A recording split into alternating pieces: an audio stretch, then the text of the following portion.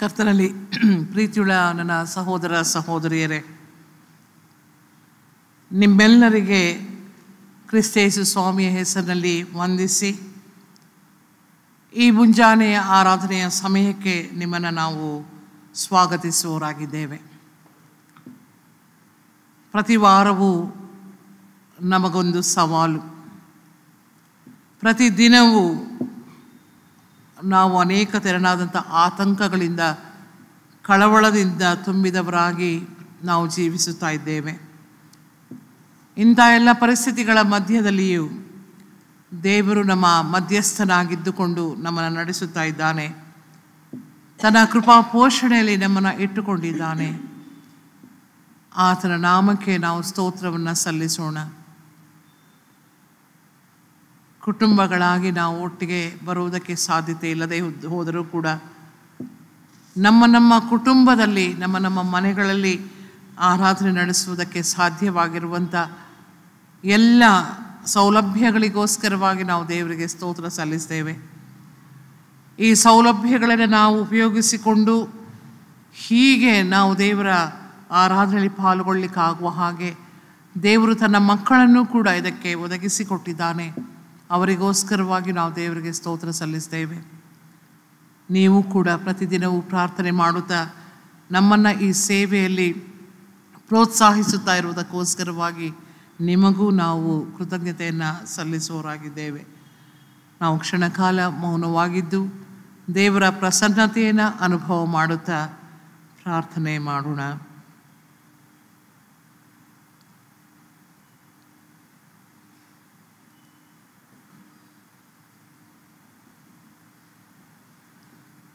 ಹುದುವಾದ ದೇವಾರಾಧನಾ ಕ್ರಮ ಪುಸ್ತಕ 89ನೇ ಪುಟ 4ನೇ ವಿಧಾನ, ಪುಟ 89.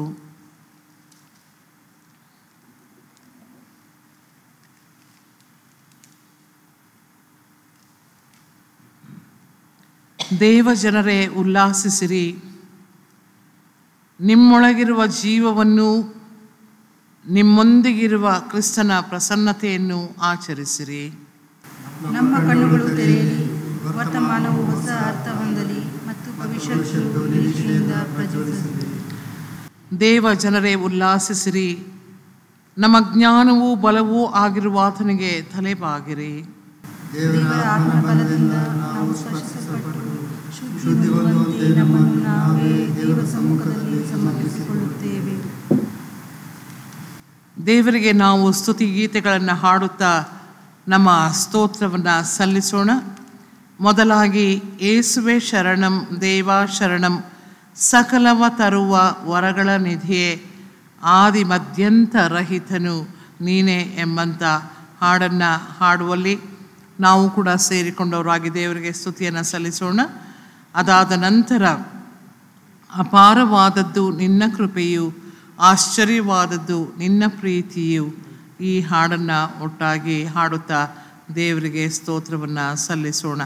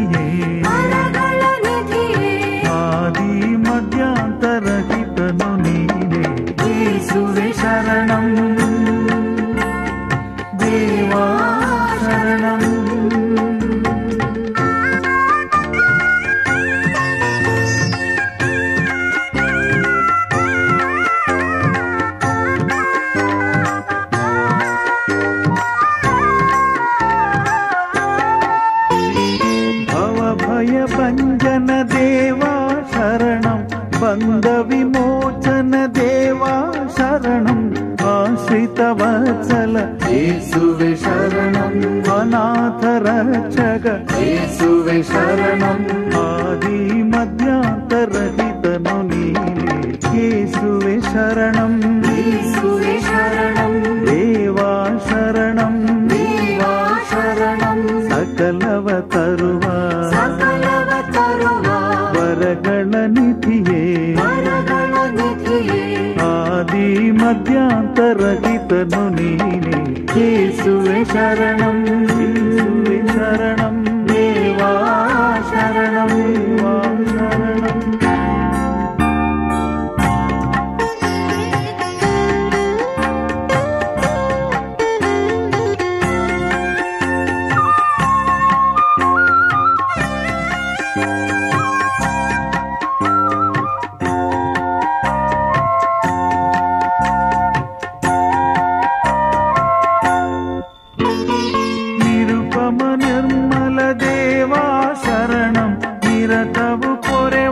ದೇವಾ ಶರಣಂ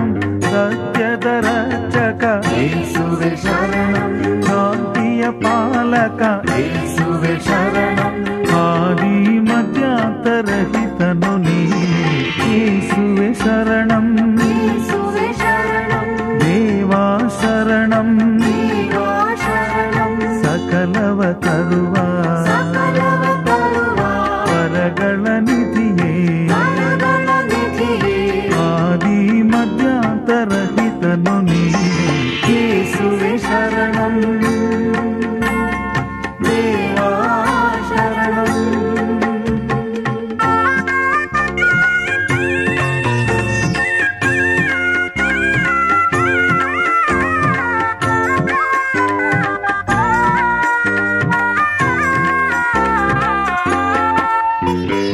ಕರುಣೆಯ ಕಡಲೆ ದೇವಾ ಶರಣಂ ಪ್ರೀತಿಯ ಹೊನಲೆ ದೇವಾ ಶರಣಂ ಜಗದ ಗುರುವೆ ಯೇಸುವೆ ಶರಣಂ ಜನರ ಪ್ರಭುವೆ ಯೇಸುವೆ ಶರಣಂ ಆದಿ ಮಧ್ಯಾಂತರಹಿತನು ನೀನೆ ಯೇಸುವೆ ಶರಣಂ ಯೇಸುವೆ ಶರಣಂ ದೇವಾ ಶರಣಂ ದೇವಾ ಶರಣಂ ಸಕಲವ ತರುವ ವರಗಳ ನಿಧಿಯೇ ಆದಿ ಮಧ್ಯಾಂತರಹಿತನು ನೀನೆ ಯೇಸುವೆ ಶರಣಂ ಯೇಸುವೆ ಶರಣಂ ದೇವಾ ಶರಣಂ ದೇವಾ ಶರಣಂ ಸಕಲವ ತರುವ ವರಗಳ ನಿಧಿಯೇ ಆದಿ ಮಧ್ಯಾಂತರಹಿತನು ನೀನೆ ಯೇಸುವೆ ಶರಣಂ ದೇವಾ ಶರಣಂ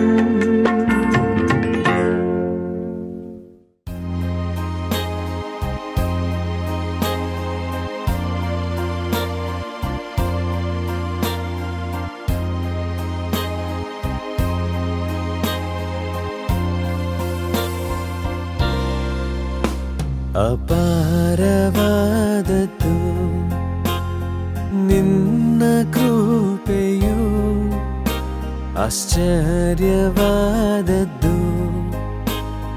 ನಿನ್ನ ಪ್ರೀತಿಯು ಯೇಸುವೆ ನೀನೇ ತಕ್ಕೆ ನನ್ನಿಷ್ಟು ಪ್ರೀತಿಸಿದ್ದೀ ಕಾರಣ ತಿಳಿಯೇನು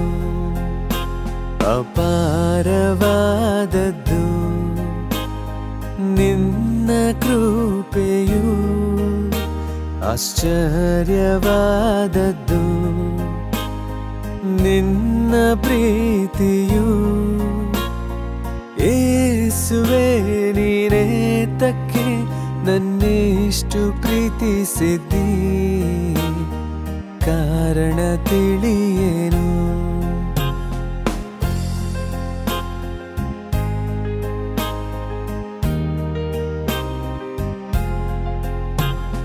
ನನ್ನ ನೀನು ಧೂಳಿನಿಂದ ಮೇಲಕ್ಕೆತ್ತಿದ್ದೀ ನನ್ನ ಕಣ್ಣೀರೆಲ್ಲ ಒರೆಸಿ ಅಪ್ಪಿ ಅಪ್ಪಿಕೊಂಡಿದ್ದಿ. ನನ್ನ ನೀನು ಧೂಳಿನಿಂದ ಮೇಲಕ್ಕೆತ್ತಿದ್ದಿ. ನನ್ನ ಕಣ್ಣೀರೆಲ್ಲ ಒರೆಸಿ ಅಪ್ಪಿಕೊಂಡಿದ್ದಿ. ಹೀನನಾದ ನನ್ನ ನೀನು ಪ್ರೀತಿ ಮಾಡಿದ್ದಿ. ಕಾರಣ ತಿಳಿಯೇನು ಅಪಾರವಾದದ್ದು ನಿನ್ನ ಕೃಪೆಯು, ಆಶ್ಚರ್ಯವಾದದ್ದು ನಿನ್ನ ಪ್ರೀತಿಯು. ಯೇಸುವೇ ನೀನೇತಕ್ಕೆ ನನ್ನಿಷ್ಟು ಪ್ರೀತಿಸಿದ್ದಿ. ಕಾರಣ ತಿಳಿಯೇನು.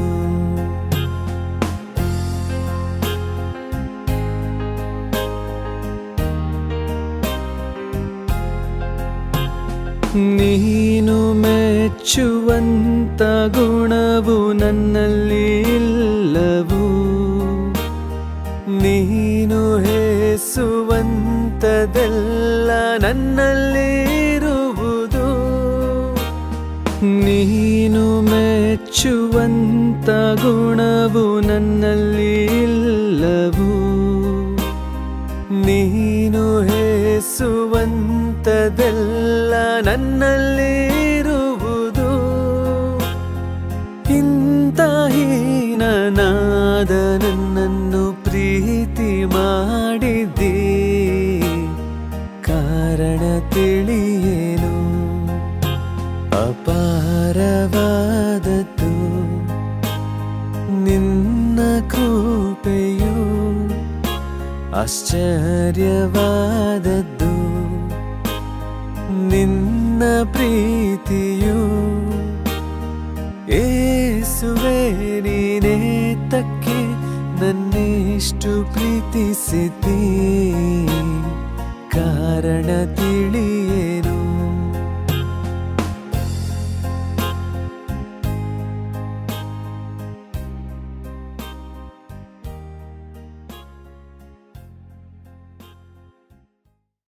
ನಾವೆಲ್ಲರೂ ಒಟ್ಟಾಗಿ ಸಂಗೀತಗಳಲ್ಲಿ 27ನೆಯ ಸಂಗೀತವನ್ನು ಹಾಡಿಕೊಳ್ಳೋಣ.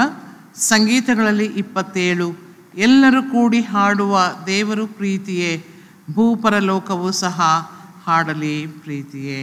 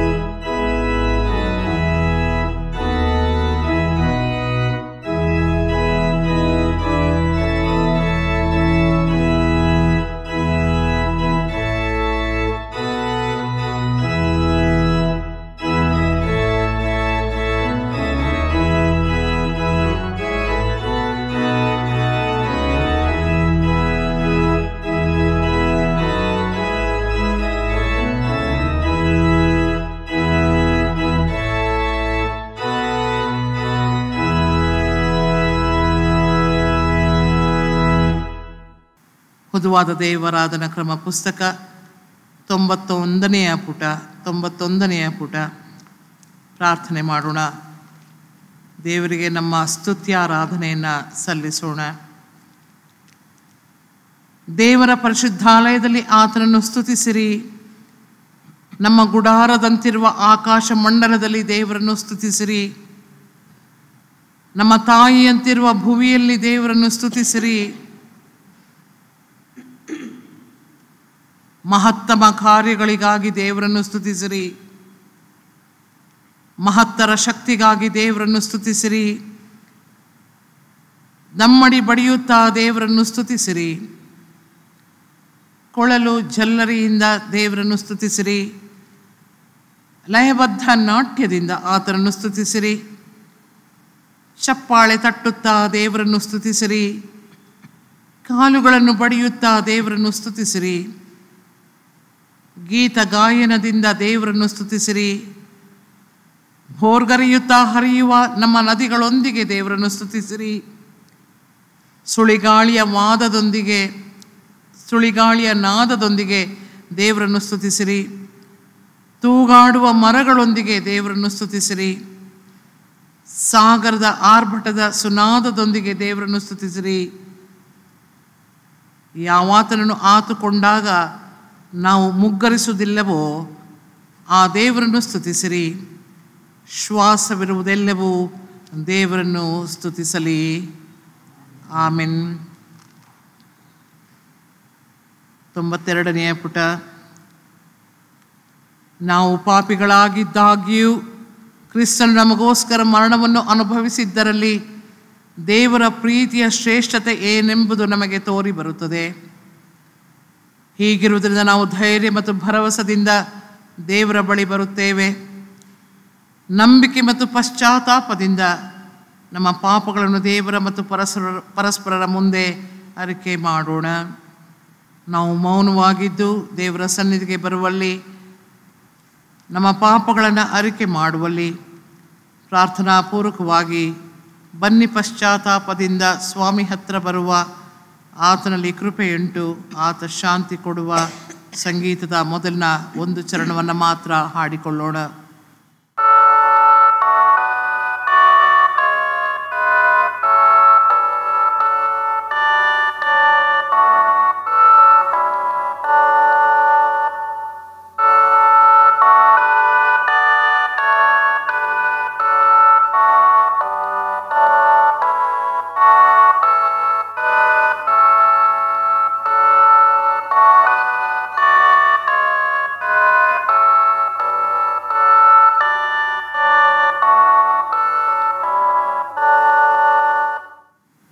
ದೇವರ ಸನ್ನಿಧಿಯಲ್ಲಿ ನಮ್ಮ ಪಾಪಗಳನ್ನು ನಾವು ಅರಿಕೆ ಮಾಡೋಣ.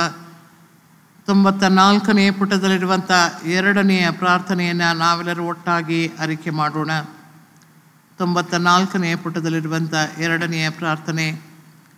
ನಮ್ಮ ಕರ್ತನಾದ ದೇವರೇ, ನೀನು ನಮ್ಮನ್ನು ನೋಡು, ನಮ್ಮನ್ನು ಪರೀಕ್ಷಿಸು, ನಮ್ಮನ್ನು ತಿಳಿದುಕೋ ಮತ್ತು ನಿನ್ನ ನೋವಿನ ಅಗಾಧತೆಯನ್ನು ಮತ್ತು ಪ್ರೀತಿಯ ವೈಶಾಲ್ಯತೆಯನ್ನು ಅನುಭವಿಸಲು ಇನ್ನೊಂದು ಅವಕಾಶ ದಯಪಾಲಿಸು. ನಾವು ಮರೆತು ಬಿಟ್ಟ ಹಾಗೂ ಗಣನೆಗೆ ತಾರದ ವಿಷಯಗಳನ್ನು ಪುನರಪಿ ನೆನಪಿಸಿಕೊಳ್ಳುತ್ತೇವೆ. ನಾವು ಕಷ್ಟ, ಹಿಂಸೆ ಮತ್ತು ನೋವಿನ ಚಿತ್ರಣಗಳಿಂದ ಆವರಿಸಲ್ಪಟ್ಟಿದ್ದೇವೆ. ನಾವು ಈ ಕಷ್ಟ, ಹಿಂಸೆ ಮತ್ತು ನೋವಿಗೆ ನಮ್ಮ ಕಾಣಿಕೆಗಳನ್ನು ನೀಡಿದ್ದೇವೆ. ನಾವು ಅನೇಕ ವೇಳೆ ಮಧ್ಯಸ್ಥಿಕೆ ವಹಿಸಬೇಕಾದ ಅವಕಾಶಗಳಿದ್ದರೂ ಅವುಗಳಿಂದ ಹಿಂಜರಿದಿದ್ದೇವೆ.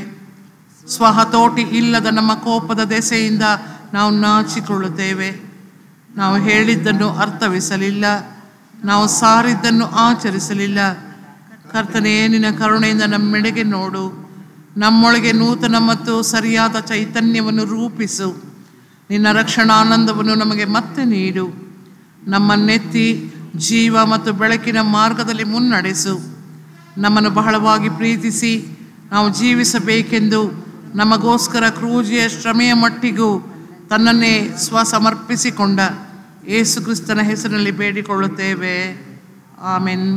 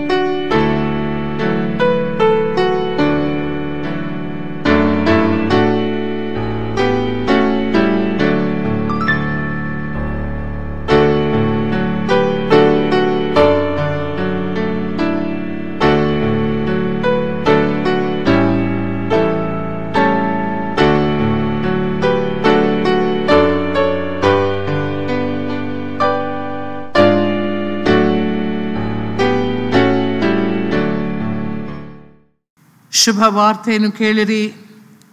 ಕರ್ತನ ದಯೆಯು ತಲತಲಾಂತರದಿಂದ ತಲತಲಾಂತರದವರೆಗೂ ಇರುವುದು.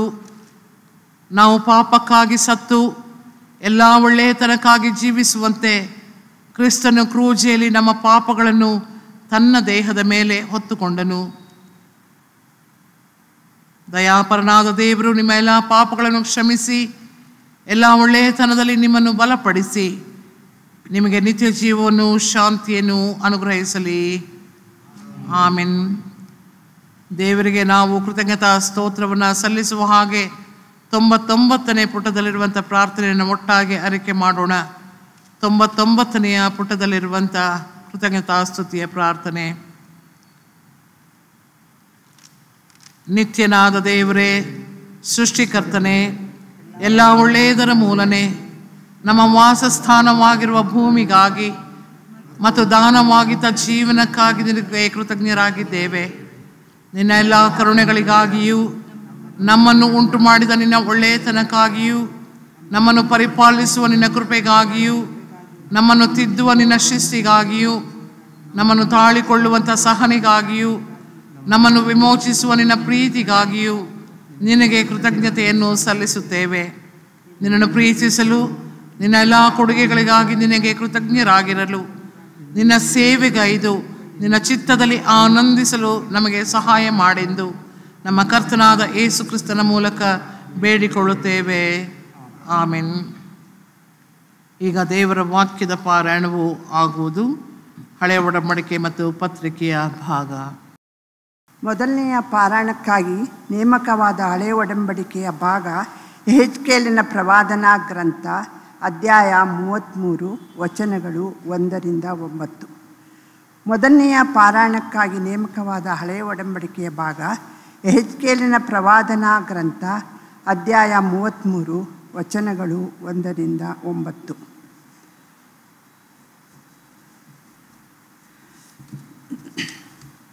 ಯೆಹೋವನು ಈ ವಾಕ್ಯವನ್ನು ನನಗೆ ದಯಪಾಲಿಸಿದನು. ನರಪುತ್ರನೇ, ನಿನ್ನ ಜನರನ್ನು ಸಂಬೋಧಿಸಿ ಅವರಿಗೆ ಹೀಗೆ ನುಡಿ.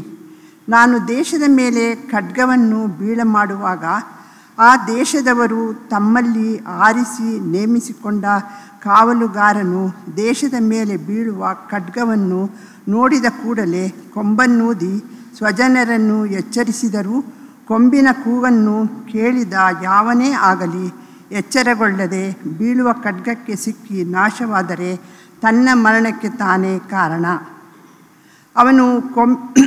ಅವನು ಕೊಂಬಿನ ಕೂಗನ್ನು ಕೇಳಿಯೂ ಎಚ್ಚರಗೊಳ್ಳಲಿಲ್ಲವಷ್ಟೇ, ತನ್ನ ಮರಣಕ್ಕೆ ತಾನೇ ಕಾರಣನು. ಎಚ್ಚರಗೊಂಡಿದ್ದರೆ ತನ್ನ ಪ್ರಾಣವನ್ನು ಉಳಿಸಿಕೊಳ್ಳುತ್ತಿದ್ದನು.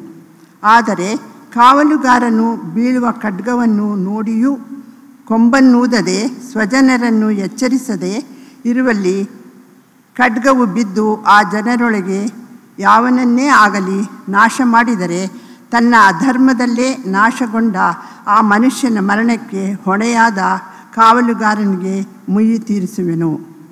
ನರಪುತ್ರನೇ, ನಾನು ನಿನ್ನನ್ನು ಇಸ್ರಾಯೇಲ್ ವಂಶದವರಿಗೆ ಕಾವಲುಗಾರನನ್ನಾಗಿ ನೇಮಿಸಿದ್ದೇನೆ. ನೀನು ನನ್ನ ಬಾಯಿಂದ ಹೊರಡುವ ಮಾತನ್ನು ಕೇಳಿ ನನ್ನ ದೂತನಾಗಿ ಅವರನ್ನು ಎಚ್ಚರಪಡಿಸು. ನಾನು ದುಷ್ಟನಿಗೆ, ದುಷ್ಟನೇ, ಸತ್ತೇ ಸಾಯುವೆಂದು ನುಡಿಯುವಾಗ ನೀನು ಆ ದುಷ್ಟನನ್ನು ತನ್ನ ದುರ್ಮಾರ್ಗದಿಂದ ತಪ್ಪಿಸಲು ಅವನನ್ನು ಎಚ್ಚರಪಡಿಸದೆ ಹೋದರೆ ಅವನು ತನ್ನ ಅಪರಾಧದಿಂದಲೇ ಸಾಯಬೇಕಾಗುವುದು. ಅವನ ಮರಣಕ್ಕೆ ಹೊಣೆಯಾದ ನಿನಗೆ ನಾನು ಮುಯ್ಯಿ ತೀರಿಸುವೆನು. ಆದರೆ ನೀನು ದುಷ್ಟನನ್ನು ದುರ್ಮಾರ್ಗದಿಂದ ತಪ್ಪಿಸಲು ಅವನನ್ನು ಎಚ್ಚರಿಸಿದರೂ ಅವನು ಅದನ್ನು ಬಿಡದೆ ಹೋದರೆ ತನ್ನ ಅಪರಾಧದಲ್ಲೇ ಸಾಯುವನು. ನೀನು ನಿನ್ನ ಪ್ರಾಣವನ್ನು ಉಳಿಸಿಕೊಂಡಿರುವಿ. ದೇವರೇ, ನಿನಗೆ ಸ್ತೋತ್ರವಾಗಲಿ. ಎರಡನೆಯ ಪಾರಾಯಣಕ್ಕಾಗಿ ನೇಮಕವಾದ ಹೊಸ ಒಡಂಬಡಿಕೆಯ ಭಾಗ ಶ್ರೀ ಪೌಲನು ತಿಮೋಥೆಯನಿಗೆ ಬರೆದ ಮೊದಲನೆಯ ಪತ್ರಿಕೆ, ಅಧ್ಯಾಯ 3, ವಚನಗಳು 1-13. ಶ್ರೀ ಪೌಲನು ತಿಮೋಥೆಯನಿಗೆ ಬರೆದ ಮೊದಲನೆಯ ಪತ್ರಿಕೆ, ಅಧ್ಯಾಯ 3, ವಚನಗಳು 1-13. ಸಭಾಧ್ಯಕ್ಷನ ಉದ್ಯೋಗವನ್ನು ಪಡಕೊಳ್ಳಬೇಕೆಂದಿರುವವನು ಒಳ್ಳೆಯ ಕೆಲಸವನ್ನು ಅಪೇಕ್ಷಿಸುವವನಾಗಿದ್ದಾನೆಂಬ ಮಾತು ನಂಬತಕ್ಕದ್ದಾಗಿದೆ. ಸಭಾಧ್ಯಕ್ಷನು ದೋಷಾರೋಪಣೆ ಇಲ್ಲದವನು, ಏಕಪತ್ನಿಯುಳ್ಳವನು, ಮದ್ಯಾಸಕ್ತಿ ಇಲ್ಲದವನು, ಜಿತೇಂದ್ರಿಯನು, ಮಾನಸ್ಥನು, ಅತಿಥಿ ಸತ್ಕಾರ ಮಾಡುವವನು, ಬೋಧಿಸುವುದರಲ್ಲಿ ಪ್ರವೀಣನೂ ಆಗಿರಬೇಕು. ಅವನು ಕುಡಿದು ಜಗಳವಾಡುವವನು, ಹೊಡೆದಾಡುವವನು ಆಗಿರಬಾರದು. ಸಾತ್ವಿಕನು, ಕುತರ್ಕ ಮಾಡದವನು, ದ್ರವ್ಯಾಶ ಇಲ್ಲದವನು ಆಗಿರಬೇಕು. ಪೂರ್ಣ ಗೌರವದಿಂದ ತನ್ನ ಮಕ್ಕಳನ್ನು ಅಧೀನದಲ್ಲಿಟ್ಟುಕೊಂಡು ಸ್ವಂತ ಮನೆಯವರನ್ನು ಚೆನ್ನಾಗಿ ಆಳುವವನಾಗಿರಬೇಕು. ಸ್ವಂತ ಮನೆಯವರನ್ನು ಆಳುವುದಕ್ಕೆ ತಿಳಿಯದವನು ದೇವರ ಸಭೆಯನ್ನು ಹೇಗೆ ಪರಾಂಬರಿಸುವನು? ಅವನು ಹೊಸದಾಗಿ ಸಭೆಯಲ್ಲಿ ಸೇರಿದವನಾಗಿರಬಾರದು. ಅಂಥವನಾದರೆ ಉಬ್ಬಿಕೊಂಡು ಸೈತಾನನಿಗೆ ಪ್ರಾಪ್ತವಾದ ಶಿಕ್ಷಾವಿಧಿಗೆ ಒಳಗಾದನು. ಇದಲ್ಲದೆ ಅವನು ಹೊರಗಣವರಿಂದ ಒಳ್ಳೆಯವನೆನಿಸಿಕೊಂಡಿರಬೇಕು. ಇಲ್ಲದಿದ್ದರೆ ನಿಂದಿಗೆ ಗುರಿಯಾಗುವನು ಮತ್ತು ಸೈತಾನನ ಉರುಳಿನೊಳಗೆ ಸಿಕ್ಕಿಬಿದ್ದಾನು. ಅದೇ ರೀತಿಯಾಗಿ ಸಭಾಸೇವಕರು ಗೌರವವುಳ್ಳವರಾಗಿರಬೇಕು. ಅವರು 2 ಮಾತಿನವರು, ಮದ್ಯನಿರತರು, ನೀಚ ಲಾಭವನ್ನು ಅಪೇಕ್ಷಿಸುವವರು ಆಗಿರದೆ ನಂಬಿದವರಿಗೆ ಪ್ರಕಟವಾಗಿರುವ ಸತ್ಯಾರ್ಥವನ್ನು ಶುದ್ಧ ಮನಸ್ಸಾಕ್ಷಿಯಿಂದ ಕೈಕೊಳ್ಳುವವರಾಗಿರಬೇಕು. ಇದಲ್ಲದೆ ಅವರು ಮೊದಲು ಪರೀಕ್ಷಿಸಲ್ಪಡಬೇಕು. ತರುವಾಯ ಅವರ ಮೇಲೆ ಯಾರೂ ತಪ್ಪು ಹೊರಿಸದಿದ್ದರೆ ಸಭಾಸೇವಕರ ಉದ್ಯೋಗವನ್ನು ನಡೆಸಲಿ. ಹಾಗೆಯೇ ಸಭಾಸೇವಕಿಯರಾದ ಸ್ತ್ರೀಯರು ಗೌರವವುಳ್ಳವರಾಗಿರಬೇಕು. ಚಾಡಿ ಹೇಳುವವರಾಗಿರದೆ ಮದ್ಯಾಸಕ್ತಿ ಇಲ್ಲದವರಾಗಿಯೂ ಎಲ್ಲ ವಿಷಯಗಳಲ್ಲಿ ನಂಬಿಗಸ್ತರಾಗಿಯೂ ಇರಬೇಕು. ಸಭಾಸೇವಕರು ಏಕಪತ್ನಿಯುಳ್ಳವರು, ತಮ್ಮ ಮಕ್ಕಳನ್ನು ಮನೆಯವರನ್ನು ಚೆನ್ನಾಗಿ ಆಳುವವರು ಆಗಿರಬೇಕು. ಸಭಾಸೇವಕರಾಗಿ ಚೆನ್ನಾಗಿ ಕೆಲಸ ಮಾಡಿದವರು ತಮಗೆ ಒಳ್ಳೆಯ ಪದವಿಯನ್ನು ಕ್ರಿಸ್ತ ಯೇಸುವಿನಲ್ಲಿರುವ ನಂಬಿಕೆಯ ಸಂಬಂಧವಾಗಿ ಬಹು ಧೈರ್ಯವನ್ನು ಸಂಪಾದಿಸಿಕೊಳ್ಳುತ್ತಾರೆ ಎಂಬುದೇ. ದೇವರೇ ನಿನಗೆ ಸ್ತೋತ್ರವಾಗಲಿ. ನಾವೀಗ ಜ್ಞಾನ ಕೀರ್ತನೆಗಳಲ್ಲಿ 172ನೆಯ ಕೀರ್ತನೆಯನ್ನು ಹಾಡಿಕೊಳ್ಳೋಣ. 172ನೆಯ ಕೀರ್ತನೆ. ದೇವರ ಸೇವೆಯ ಕಾಲವಿದು, ನಿಜ ದೇವರ ಸೇವೆಯ ಕಾಲವಿದು.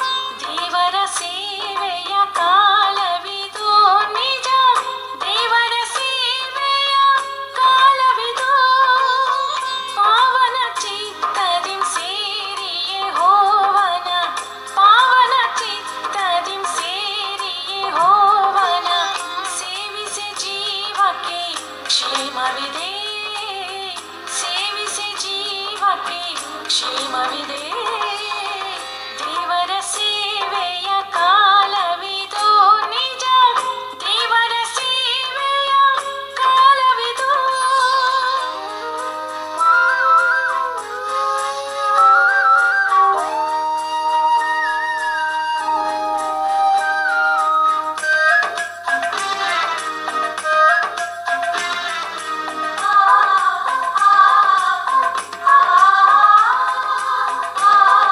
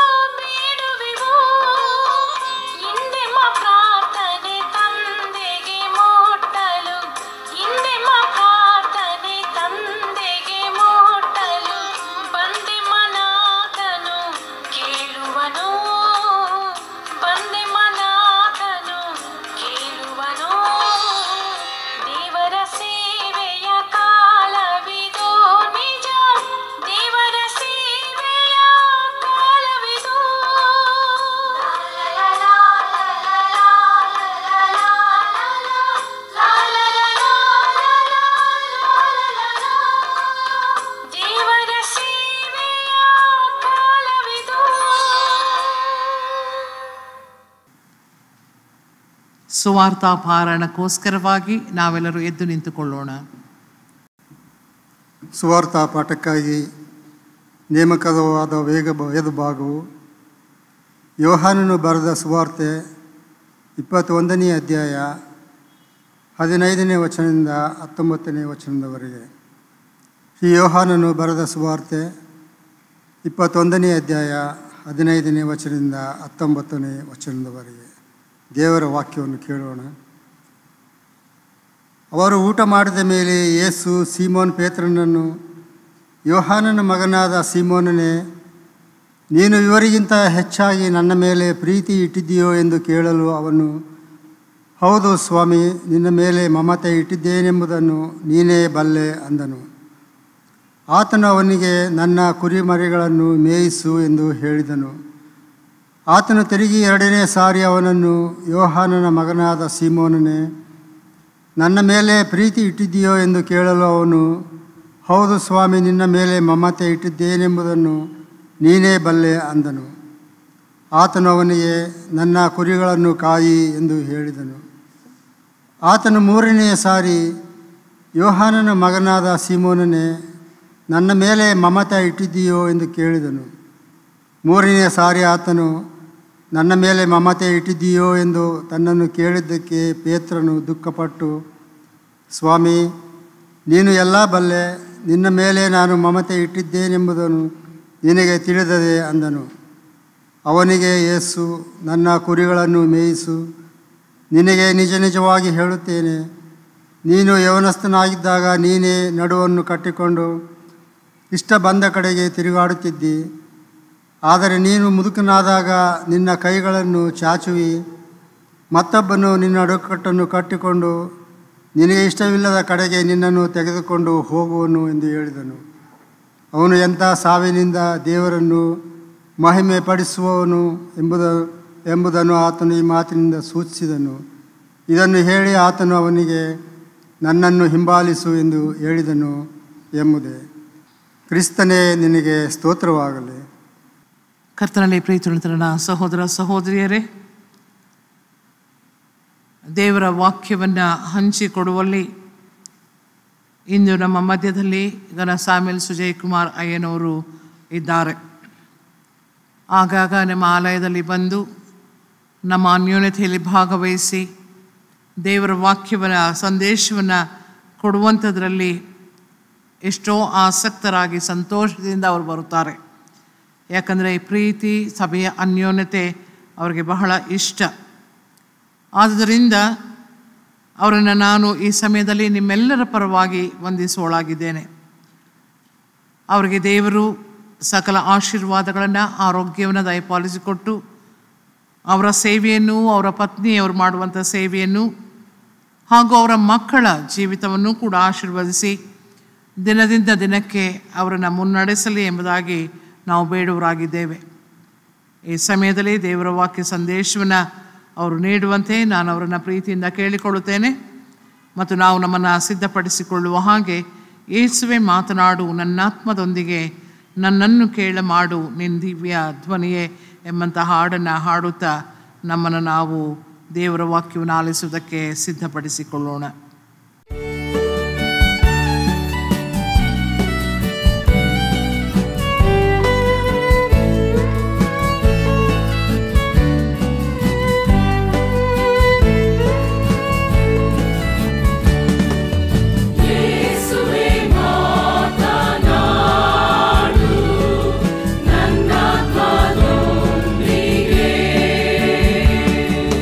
ನನ್ನನ್ನು ಕೇಳ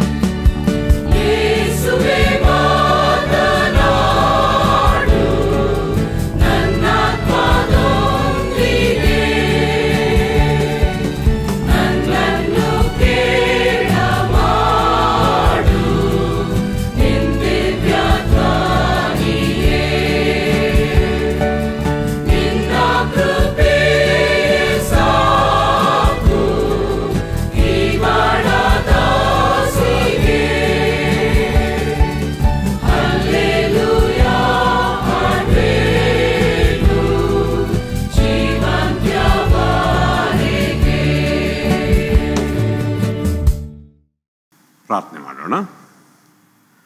ಪ್ರಿಯ ಸ್ವಾಮಿ, ನಿನ್ನ ಕೃಪೆಯುಳ್ಳ ಹಸ್ತಕ್ಕೆ ನಮ್ಮನೆ ಒಪ್ಪಿಸಿಕೊಟ್ಟು ನಾವು ಪ್ರಾರ್ಥಿಸಲಾಗಿದ್ದೇವೆ. ನಿನ್ನ ವಾಕ್ಯದ ಧ್ಯಾನವನ್ನು ನಾವು ಮಾಡಲಿಕ್ಕೆ ಹೋಗುವಾಗ ನಿನ್ನ ಆತ್ಮನ ಹಸ್ತದಿಂದ ನಮ್ಮನ್ನು ಮುನ್ನಡೆಸು ಸ್ವಾಮಿ. ನಿನ್ನ ಆತ್ಮನ ಹಸ್ತದಿಂದ ನಮ್ಮನ್ನು ಸ್ಪರ್ಶಿಸು ಕರ್ತನೆ. ನಮ್ಮ ಅಗತ್ಯತೆಗಳ ಮಧ್ಯದಲ್ಲಿ ನಮ್ಮನ್ನು ಸಂಧಿಸು ಸ್ವಾಮಿ. ನಿನ್ನ ವಾಕ್ಯ ನಮ್ಮ ಸಂಗಡ ಮಾತನಾಡಲಿ. ನಾವಿನ್ನಾರ ಬಳಿಗೆ ಹೋಗೋಣ ಕರ್ತನೆ. ನಿನ್ನಲ್ಲಿ ಮಾತ್ರ ನಮಗೆ ನಿತ್ಯ ಜೀವವನ್ನು ಕೊಡುವಂಥ ವಾಕ್ಯಗಳು ಉಂಟು. ಯೇಸುವಿನ ನಾಮದಲ್ಲಿ ಈ ಪ್ರಾರ್ಥನೆಯನ್ನು ಬೇಡಿದ್ದೇವೆ, ಆಮೆನ್. ಕರ್ತನಲ್ಲಿ ಪ್ರೀತಿಯ ಸಹೋದರ ಸಹೋದರಿಯರೇ, ಈ ದಿನ ನಿಮ್ಮ ಮಧ್ಯದಲ್ಲಿ ಬಂದು ದೇವರ ವಾಕ್ಯವನ್ನು ಹಂಚುವಂಥ ಕೃಪೆಗಾಗಿ ದೇವರಿಗೆ ನಾನು ಕೃತಜ್ಞತೆ ಸಲ್ಲಿಸುವನಾಗಿದ್ದೇನೆ. ಈ ಅವಕಾಶವನ್ನು ಕೊಟ್ಟಂಥ ಪ್ರಿಯ ಸಭಾಪಾಲಕರಿಗೂ ಸಭಾಪಾಲನಾ ಸಮಿತಿಗೂ ನಿಮ್ಮೆಲ್ಲರಿಗೂ ನನ್ನ ಪ್ರೀತಿಯ ವಂದನೆ. ಈ ದಿನಕ್ಕೆ ನೇಮಕವಾದಂಥ ವಿಷಯ ಅಭಿಷಿಕ್ತರ ಸೇವೆ, ಮಾರ್ಪಡಿಸುವುದಕ್ಕಾಗಿ ಮಾರ್ಪಟ್ಟವರು ಎಂಬುದಾಗಿ. ಅಭಿಷಿಕ್ತರ ಸೇವೆ, ಮಾರ್ಪಡಿಸುವುದಕ್ಕಾಗಿ ಮಾರ್ಪಟ್ಟವರು. ಆಂಗ್ಲ ಭಾಷೆಯಲ್ಲಿ ಆರ್ಡೈನ್ಡ್ ಮಿನಿಸ್ಟ್ರಿ ಟ್ರಾನ್ಸ್ಫಾರ್ಮ್ಡ್ ಟು ಟ್ರಾನ್ಸ್ಫಾರ್ಮ್ ಎಂಬುದಾಗಿ. ಹೌದು ಕರ್ತನಲ್ಲಿ ಪ್ರಿಯರೇ,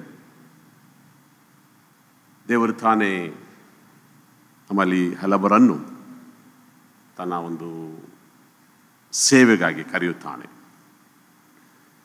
ನಾವು ಕರೆಯುವಾಗ ಸೇವೆಯಲ್ಲಿ ದೀಕ್ಷೆಯನ್ನು ಹೊಂದಿಕೊಳ್ಳುವಂಥದ್ದು ಅಥವಾ ಆರ್ಡಿನೇಷನ್ ಎಂಬುದಾಗಿ ಹೇಳ್ತೇವೆ. ಈ ಮೂಲಕವಾಗಿ ಪೂರ್ಣವಾದಂಥ ಒಂದು ಸಭಾ ಸೇವೆಗೆ, ದೇವರ ರಾಜ್ಯವನ್ನು ಕಟ್ಟುವಲ್ಲಿ, ಪೂರ್ಣ ಸಮಯವನ್ನು ಕೊಡುವಲ್ಲಿ ನಾವು ಸಮರ್ಪಿಸಿ ಕೊಡುತ್ತೇವೆ. ಈ ನಿಟ್ಟಿನಲ್ಲಿ ಈ ಒಂದು ಸೇವೆಯ ಮಹತ್ವವನ್ನು ನಾವು ಸ್ಮರಿಸಿ, ಇದು ನಮ್ಮ ಸಭಾ ಜೀವಿತದಲ್ಲಿ ಒಂದು ಮುಖ್ಯವಾದಂಥ ವಿಷಯವಾಗಿರುತ್ತದೆ. ನಮ್ಮ ಒಂದು ಕ್ರೈಸ್ತ ಪಂಚಾಂಗವನ್ನು ಅನುಸರಿಸಿಕೊಂಡು ಬರುವಾಗ ಪ್ರತಿ ವರ್ಷ ಒಂದು ವಾರ ನಾವು ಈ ಒಂದು ವಿಷಯವನ್ನು ಧ್ಯಾನಿಸಲಿಕ್ಕೆ ನಾವು ಸಮಯವನ್ನು ಕೊಡುತ್ತೇವೆ. ಹೌದು, ನಾವು ಹಳೆ ಒಡಂಬಡಿಕೆಯ ಪುಸ್ತಕಗಳಿಂದ ಹೊಸ ಒಡಂಬಡಿಕೆ ಓದಿಕೊಂಡು ಬರುವಾಗ ದೇವರು ಅನೇಕರನ್ನು ಒಂದು ನಿರ್ದಿಷ್ಟವಾದ ಸೇವೆಗೆ ಕರೆಯುವಂಥದ್ದನ್ನು ನಾವು ಕಾಣುತ್ತೇವೆ. ಹೌದು, ಅವರು ಕರೆಯುವಾಗ ತಾವು ಮಾಡುವಂಥ ಕೆಲಸವನ್ನು ಬಿಟ್ಟು ಆ ಒಂದು ನಿಯೋಗವನ್ನು ಸ್ವೀಕರಿಸಿ, ಆ ಒಂದು ಆಯೋಗವನ್ನು ದೇವರಿಂದ ಹೊಂದಿಕೊಂಡು ಆ ನಿಯೋಗವನ್ನು ಮಾಡುವಲ್ಲಿ ದೇವರಿಂದ ಬಲವನ್ನು ಹೊಂದಿ ಹೊರಡುವಂಥದ್ದನ್ನು ನಾವು ಕಾಣುತ್ತೇವೆ. ಉದಾಹರಣೆಗೆ ಹಳೆ ಒಡಂಬಡಿಕೆ ಎಲಿಯನು ಎಲೀಷನ ಮೇಲೆ ತನ್ನ ಒಂದು ಕಂಬಳಿಯನ್ನು ಹಾಕುವಾಗ ದೇವರ ವಾಕ್ಯ ಹೇಳ್ತದೆ, ಅವನು ಆಗ ತನ್ನ ಒಂದು ಭೂಮಿಯನ್ನು ಉಳುತ್ತಾ ಇದ್ದನು, ಅದನ್ನು ಬಿಟ್ಟು ಹಿಂಬಾಲಿಸಿದನು ಎಂಬುದಾಗಿ. ಆದರೆ ಕರ್ತನಲ್ಲಿ ಪ್ರಿಯರೇ, ಈ ಒಂದು ಸೇವೆ ಅದು ಹಲವರನ್ನು ಅಥವಾ ಕೆಲವರನ್ನು ದೇವರು ಕರೆಯುತ್ತಾನೆ. ಆದರೆ ಅದೇ ಸಮಯದಲ್ಲಿ ನಾವು ನೋಡುವಾಗ ದೇವರ ರಾಜ್ಯದಲ್ಲಿ ನಾವೆಲ್ಲರೂ ದೇವರ ಸೇವಕರಾಗಿದ್ದೇವೆ. ಅದನ್ನು ನಾವು ನೋಡುವಾಗ ಪ್ರೀಸ್ಟ್ಹುಡ್ ಆಫ್ ಆಲ್ ಬಿಲೀವರ್ಸ್ ಎಂಬುದಾಗಿ ಹೇಳ್ತೇವೆ. ಸರ್ವ ಸಭೆ, ಸರ್ವ ವಿಶ್ವಾಸಿಗಳು ದೇವರ ಒಂದು ಯಾಜಕ ವರ್ಗಕ್ಕೆ ಸೇರಿದವರಾಗಿದ್ದಾರೆ ಒಂದು ದೃಷ್ಟಿಕೋನದಲ್ಲಿ ನೋಡುವಾಗ. ಯಾಕೆ ಎಂಬುದಾಗಿ ನೋಡುವಾಗ ಪೇತ್ರನು ತನ್ನ ಪತ್ರಿಕೆಯಲ್ಲಿ ಹೇಳುತ್ತಾನೆ, ನೀವೆಲ್ಲರೂ ರಾಜವಂಶಸ್ಥರಾದ ಯಾಜಕರಾಗಿದ್ದೀರಿ ಎಂಬುದಾಗಿ. ನಿಜ, ಸೇವೆ ಎಂಬುದಾಗಿ ಹೇಳುವಾಗ ಎಲ್ಲರೂ ಒಟ್ಟಾಗಿ ಕೂಡಿ ಮಾಡುವಂಥದ್ದೇ ಸೇವೆ ಆಗಿರುತ್ತದೆ. ನಮ್ಮ ಒಂದು ಸೇವೆ ನಾವು ನೋಡುವಾಗ ಈ ಒಂದು ದೀಕ್ಷೆಯನ್ನು ಹೊಂದಿ ಸೇವೆ ಮಾಡುವಾಗ ನಮ್ಮ ಪೂರ್ಣ ಸಮಯವನ್ನು ಇದಕ್ಕಾಗಿ ನಾವು ಕೊಡ್ತೇವೆ. ಆದರೆ ನಿಮ್ಮಲ್ಲಿ ಅನೇಕರು ನಿಮ್ಮ ಸಭಾ ಸೇವೆಯಲ್ಲಿ ನಿರತರಾಗಿದ್ದೀರಿ. ನಿಜ, ನಿಮ್ಮನ್ನು ನೋಡುವಾಗ ಬೈ ವೊಕೇಶನಲ್ ಎಂಬುದಾಗಿ ಕರಿತೇವೆ. ಹಾಗಾದರೆ ಮಾಡಲು ಒಂದು ಕೆಲಸ ಉಂಟು, 9 to 5 ಜಾಬ್ ಉಂಟು. ಅದರ ಜೊತೆಯಲ್ಲಿ ಸಹ ಸೇವೆಯಲ್ಲಿ ನೀವು ಸ್ಪಂದಿಸುವಂಥದ್ದನ್ನು ನಾವು ಕಾಣುತ್ತೇವೆ. ಹೌದು ಕರ್ತನಲ್ಲಿ ಪ್ರಿಯರೇ, ಯಾಕೆ ನಾನು ಈ ರೀತಿಯಾಗಿ ಮಾತನಾಡ್ತೇನೆ ಎಂಬುದಾಗಿ ನೋಡುವಾಗ, ಯಾಕಂದರೆ ನಾನು ಅಲ್ಲಿ ಇದ್ದೆ ಸುಮಾರು ನನ್ನ ವಿದ್ಯಾಭ್ಯಾಸದ ನಂತರ ಸುಮಾರು 10 ವರ್ಷ ನಾನು ಒಂದು ಕಂಪನಿಯಲ್ಲಿ ಕೆಲಸ ಮಾಡ್ತಾ ಇದ್ದೆ. ಆಗಲೂ ಸಹ ವಾಕ್ಯ ಉಪದೇಶದಲ್ಲಿ ಈ ರೀತಿಯಲ್ಲಿ ಯವನಸ್ಥರ ಮಧ್ಯದಲ್ಲಿ ಸೇವೆ ಮಾಡುತ್ತಾ ಇದ್ದೆ. ಆದರೆ ಒಂದು ದಿನ ದೇವರು ತಾನೇ ನನ್ನನ್ನು ಪೂರ್ಣ ಸೇವೆಗಾಗಿ ಕರೆಯುತ್ತಾ ಇದ್ದೇನೆಂಬುದಾಗಿ ನಾನು ಮನದಟ್ಟು ಮಾಡಿಕೊಂಡಾಗ ಆಗ ಮಾಡುವಂಥ ಕೆಲಸವನ್ನು ರಾಜೀನಾಮೆ ಕೊಟ್ಟು ಒಂದು ವೇದ ವಿದ್ಯಾಶಾಲೆಗೆ ಹೋಗಿ ನನ್ನನ್ನು ಸಿದ್ಧಪಡಿಸಿಕೊಂಡು ಈ ರೀತಿಯಲ್ಲಿ ಕರ್ತನಲ್ಲಿ ಪ್ರಿಯರೇ, ನಾವು ಈ ದಿನಕ್ಕೆ ನೇಮಕವಾದಂಥ ವಾಕ್ಯ ಭಾಗವನ್ನು ಓದಿದಾಗ ಅಲ್ಲಿ ದೇವರು ತಾನೇ ಹಳೆ ಒಡಂಬಡಿಕೆಯಲ್ಲಿ ಯೆಹೆಜ್ಕೇಲನ್ನು ಧರಿಸಿ ಮಾತನಾಡುವಂಥದ್ದನ್ನು ದೇವರ ವಾಕ್ಯದಲ್ಲಿ ಮೊದಲು ನೋಡ್ತೇವೆ. ಅಲ್ಲಿ ಯೆಹೆಜ್ಕೇಲನ ಗ್ರಂಥ 33:7 ಬಹಳ ಸುಂದರವಾದಂಥ ಮಾತು ಅಲ್ಲಿದೆ. ಯೆಹೆಜ್ಕೇಲ 33:7 ಮಾತ್ರ ಓದಲು ಬಯಸುತ್ತೇನೆ. ನರಪುತ್ರನೇ, ನಾನು ನಿನ್ನನ್ನು ಇಸ್ರಾಯೇಲ್ ವಂಶದವರಿಗೆ ಕಾವಲುಗಾರನನ್ನಾಗಿ ನೇಮಿಸಿದ್ದೇನೆ. ನೀನು ನನ್ನ ಬಾಯಿಂದ ಹೊರಡುವ ಮಾತನ್ನು ಕೇಳಿ ನನ್ನ ದೂತನಾಗಿ ಅವರನ್ನು ಎಚ್ಚರಪಡಿಸು. ನೀನು ನನ್ನ ಬಾಯಿಂದ ಹೊರಡುವ ಮಾತನ್ನು ಕೇಳಿ ಅದನ್ನೇ ಹೇಳಬೇಕು. ಹೌದು ಕರ್ತನಲ್ಲಿ ಪ್ರಿಯರೇ, ದೇವರ ಉದ್ದೇಶ ಯೆಹೆಜ್ಕೇಲನಿಗೆ ತನ್ನ ಸ್ವಪ್ರಯತ್ನದಿಂದ ಯಾವುದೋ ಒಂದು ಹೇಳಿಕೆ ಕೊಡುವಂಥದ್ದಲ್ಲ. ಬದಲಾಗಿ ದೇವರು ಹೇಳುವಂಥ ಮಾತು, ನನ್ನ ಬಾಯಿಂದ ಹೊರಡುವಂಥ ಮಾತುಗಳು ನೀನು ಆಲಿಸಬೇಕು, ಅದನ್ನೇ ನೀನು ಉಚ್ಚರಿಸಬೇಕು ಎಂಬುದಾಗಿ. ಕರ್ತನಲ್ಲಿ ಪ್ರಿಯರೇ, ಹೊಸ ಒಡಂಬಡಿಕೆಗೆ ಬರುವಾಗ ಸ್ವಾಮಿಯು ತಾನೇ 12 ಶಿಷ್ಯರನ್ನು ಕರೆಯುತ್ತಾ ಇದ್ದಾನೆ. ದೇವರ ವಾಕ್ಯ ಹೇಳ್ತದೆ, ಲೂಕನು ಬರೆದ ಸುವಾರ್ತೆ 5ನೇ ಅಧ್ಯಾಯದಲ್ಲಿ ಅಲ್ಲಿ ಪೇತ್ರನು ಮೀನು ಹಿಡಿತಾ ಇದ್ದಾನೆ, ಮೀನು ಸಿಕ್ಕಲಿಲ್ಲ. ಆಗ ಸ್ವಾಮಿ ಹೇಳಿಕೆ, ಆಳವಾದ ಸ್ಥಳಕ್ಕೆ ಹೋಗಿ ನೀವು ಬಲೆಗಳನ್ನು ಹಾಕಿರಿ ಎಂಬುದಾಗಿ ಹೇಳುವಾಗ ಅಲ್ಲಿ ಮೀನು ಸಿಕ್ಕಿತು ಎಂಬುದಾಗಿ ದೇವರ ವಾಕ್ಯ ಹೇಳ್ತದೆ. ತದನಂತರ ದೇವರ ವಾಕ್ಯ ಹೇಳ್ತದೆ, ಅವನು ಎಲ್ಲವನ್ನು ಬಿಟ್ಟು ಆತನನ್ನು ಹಿಂಬಾಲಿಸಿದನು ಎಂಬುದಾಗಿ. ಎಲ್ಲವನ್ನು ಬಿಟ್ಟು ಆತನನ್ನು ಹಿಂಬಾಲಿಸಿದನು. ಆದರೆ ಈ ದಿನಕ್ಕೆ ನೇಮಕವಾದಂಥ ವಾಕ್ಯ ಭಾಗ ಈಗ ತಾನೇ ನಾವು ಓದಿದ್ದೇವೆ. ಯೋಹಾನ ಸುವಾರ್ತೆ 21ನೇ ಅಧ್ಯಾಯದ 15ರಿಂದ 19. ಹೌದು, ನಾನು ಏಪ್ರಿಲ್ ತಿಂಗಳಲ್ಲಿ ವಾಕ್ಯವನ್ನು ಇಲ್ಲಿ ಹಂಚಿದಾಗ ಅಲ್ಲಿದ್ದಂಥ ಒಂದು ಧ್ಯೇಯ ಕ್ರಿಸ್ತನ ಆತಿಥ್ಯಕ್ಕೆ ಆಹ್ವಾನ ಎಂಬುದಾಗಿತ್ತು. ಕ್ರಿಸ್ತನ ಆತಿಥ್ಯಕ್ಕೆ ಆಹ್ವಾನ. ಹಾಗಾದರೆ ಇದೇ ಒಂದು 21ನೇ ಅಧ್ಯಾಯದ 14ನೇ ವಚನದವರೆಗೆ ನಾವು ಓದಿಕೊಂಡು ಯಾವ ರೀತಿಯಲ್ಲಿ ಸ್ವಾಮಿಯು ತಾನೇ ಅವರಿಗೆ ಊಟವನ್ನು ಆ ಒಂದು ಸಮುದ್ರದ ದಡದಲ್ಲಿ ಸಿದ್ಧ ಮಾಡಿ ಭೋಜನವನ್ನು ಕೊಟ್ಟನು ಎಂಬುದಾಗಿ ನಾವು ನೋಡಿಕೊಂಡೆವು. ಈಗ ದೇವರ ವಾಕ್ಯ ಹೇಳ್ತದೆ, ಊಟವಾದ ಮೇಲೆ ಏನಾಯಿತು ಎಂಬುದಾಗಿ ಇಲ್ಲಿ ನಾವು ಓದಲಿಕ್ಕೆ ಇದ್ದೇವೆ. 15ನೇ ವಚನ, ಅವರು ಊಟ ಮಾಡಿದ ಮೇಲೆ ಯೇಸು ಸೀಮೋನ್ ಪೇತ್ರನನ್ನು, ಯೋಹಾನನ ಮಗನಾದ ಸೀಮೋನನೇ ಅಲ್ವಾ. ಏಪ್ರಿಲ್ ತಿಂಗಳಲ್ಲಿ ವಾಕ್ಯವನ್ನು ಹಂಚಿದೆ. ನಾನು ಒಬ್ಬ ನಮ್ಮ ಇಂಗ್ಲೆಂಡ್ ದೇಶದಲ್ಲಿದ್ದಂಥ ಮಿತ್ರರೊಡನೆ ಮಾತನಾಡುವಾಗ ಅವರು ಹೇಳಿದರು, you preached about the barbecue on the beach ಎಂಬುದಾಗಿ ಹೇಳಿದರು.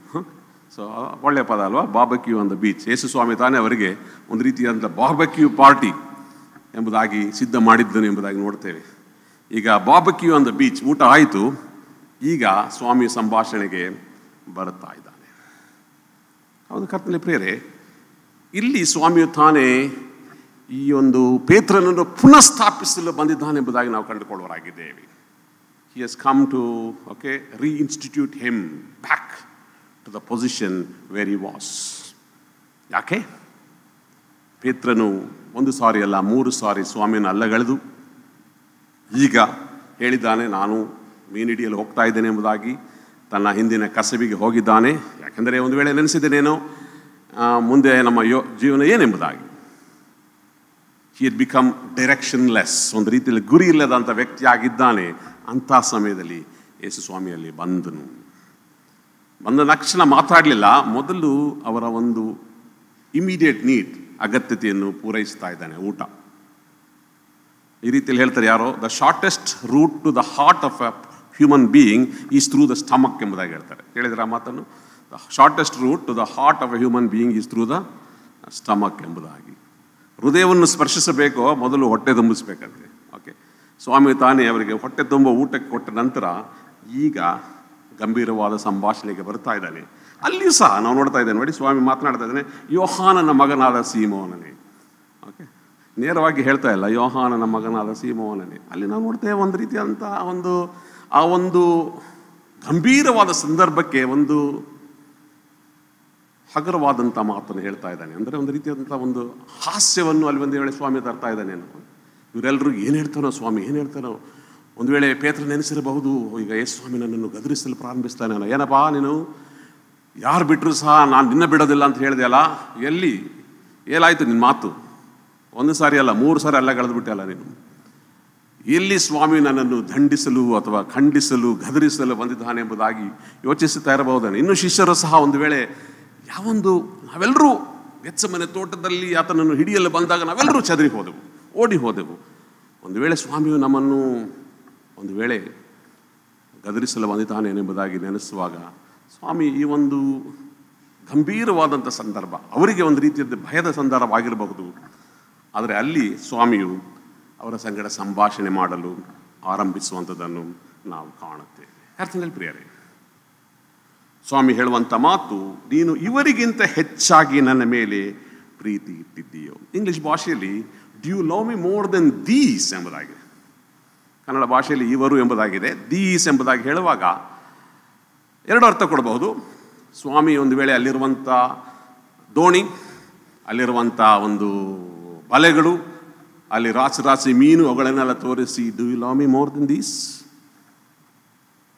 ಈ ವಸ್ತುಗಳನ್ನು ನೀನು ಪ್ರೀತಿಸೋಕ್ಕಿಂತಲೂ ಹೆಚ್ಚಾಗಿ ನನ್ನನ್ನು ನೀನು ಪ್ರೀತಿಸುತ್ತೀಯೋ ಎಂಬುದಾಗಿ. 2ನೇ ಅರ್ಥ ಕನ್ನಡ ಭಾಷೆಯಲ್ಲಿದ್ದಂತೆ ಇವರಿಗಿಂತ ಎಂಬುದಾಗಿ ಹೇಳುವಾಗ ಒಂದು ವೇಳೆ ಸ್ವಾಮಿ ಆ ಮಾತನ್ನು ಹೇಳಿರಲು ಸಾಧ್ಯ. ಯಾಕೆಂದರೆ ಪೇತ್ರನು ತಾನೇ ಈ ಮಾತನ್ನು ಹೇಳಿದ್ದ, ಹೌದಲ್ವಾ? ದೇವರ ವಾಕ್ಯದಲ್ಲಿ ಅವನು ಮತ್ತಾಯನ ಬರೆದ ಸುವಾರ್ತೆ ಮತ್ತು ಮತ್ತಾಯನ ಸುವಾರ್ತೆ 26:33 ಮತ್ತು ಮಾರ್ಕ 14:29 ಓದುವಾಗ ಅಲ್ಲಿ ಯಾರು ನಿನ್ನನ್ನು ತೋರಿದ್ರು ನಾನು ತೋರಿಯೋದಿಲ್ಲ ಎಂಬುದಾಗಿ ಬಹಳ ಧೈರ್ಯವಾಗಿ ಹೇಳಿದ್ದ. Though all may forsake you but I will not. ಹೌದು ಕರ್ತನಲ್ಲಿ ಪ್ರಿಯರಿಗೆ, ಸ್ವಾಮಿ ತಾನೇ ಇಲ್ಲಿ ಪೇತ್ರನನ್ನು ಖಂಡಿಸುತ್ತಿಲ್ಲ, ಬದಲಾಗಿ ಅವನು ತನ್ನ ತಪ್ಪುಗಳನ್ನು ಮನದಟ್ಟು ಮಾಡಿಕೊಂಡು ಆ ತಪ್ಪುಗಳನ್ನು ಮರೆತು ಮುನ್ಸಾಗಲು ಸಹಾಯ ಮಾಡುತ್ತಾ ಇದ್ದಾನೆ ಎಂಬುದಾಗಿ ನಾವು ಕಂಡುಕೊಳ್ಳುತ್ತೇವೆ. Jesus is not reprimanding him, rather he is enabling him to reconcile with his own past. ಅವನ ಒಂದು ಒಂದು ಒಂದು ಪೂರ್ವಸ್ಥಿತಿ ಏನಾಗಿದೆ, ಬಿದ್ದು ಹೋಗಿದ್ದಾನೆ, ಬಳಲಿ ಹೋಗಿದ್ದಾನೆ, ನೊಂದು ಹೋಗಿದ್ದಾನೆ. ಆದರೆ ಕರ್ತನೇ ಪ್ರಿಯರೇ, ಸ್ವಾಮಿಯ ಮಾತುಗಳನ್ನು ನೋಡುವಾಗ ಅಲ್ಲಿ ಅವನು ತಿರುಗಿ ಆ ಒಂದು ಪೂರ್ವಸ್ಥಿತಿಯನ್ನು ಮರೆತು ಹೊಸ ಹೆಜ್ಜೆ ಹಾಕುವಲ್ಲಿ ಇಲ್ಲಿ ಸ್ವಾಮಿ ಸಹಾಯಿಸುವಂಥದ್ದನ್ನು ನಾವಿಲ್ಲಿ ಕಾಣುತ್ತಾ ಇದ್ದೇವೆ. ಸ್ವಾಮಿಯ ಪ್ರಶ್ನೆ, ಇವರಿಗಿಂತ ಹೆಚ್ಚಾಗಿ ನನ್ನ ಮೇಲೆ ಪ್ರೀತಿ ಇಟ್ಟಿದ್ದೀಯೋ? ಹೌದು ಸ್ವಾಮಿ, ನಿನ್ನ ಮೇಲೆ ಮಮತೆ ಇಟ್ಟಿದ್ದೇನೆ. ಅದು ಗ್ರೀಕ್ ಭಾಷೆಯಲ್ಲಿ 2 ಪದಗಳು ಉಪಯೋಗಿಸಲ್ಪಟ್ಟಿವೆ ನಿಜ. ಆದರೆ ಇಂಗ್ಲೀಷ್ ಭಾಷೆಯಲ್ಲಿ do you love me, yes I love you, do you love me, yes I love you ಎಂಬುದಾಗಿದೆ.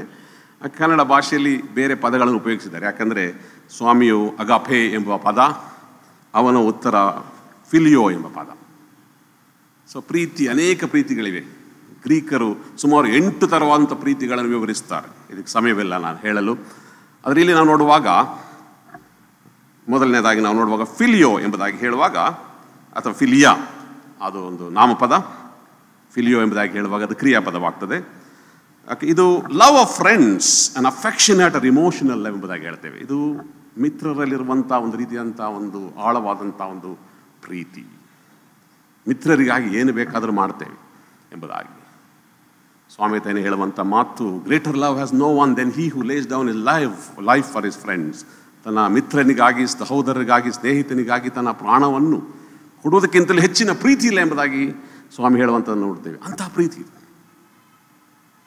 ಆದರೆ ಅದೇ ಸಮಯದಲ್ಲಿ ಇಲ್ಲಿ ಸ್ವಾಮಿಯು ಉಪಯೋಗಿಸುವಂಥ ಪದ ಅಗಾಪೆ ಎಂಬುದಾಗಿ ಹೇಳುವಾಗ, ಈ ಪ್ರೀತಿ ಇದು selfless love, ಸ್ವಹಿತವನ್ನು ಬಯಸಿದಂಥ Preethi.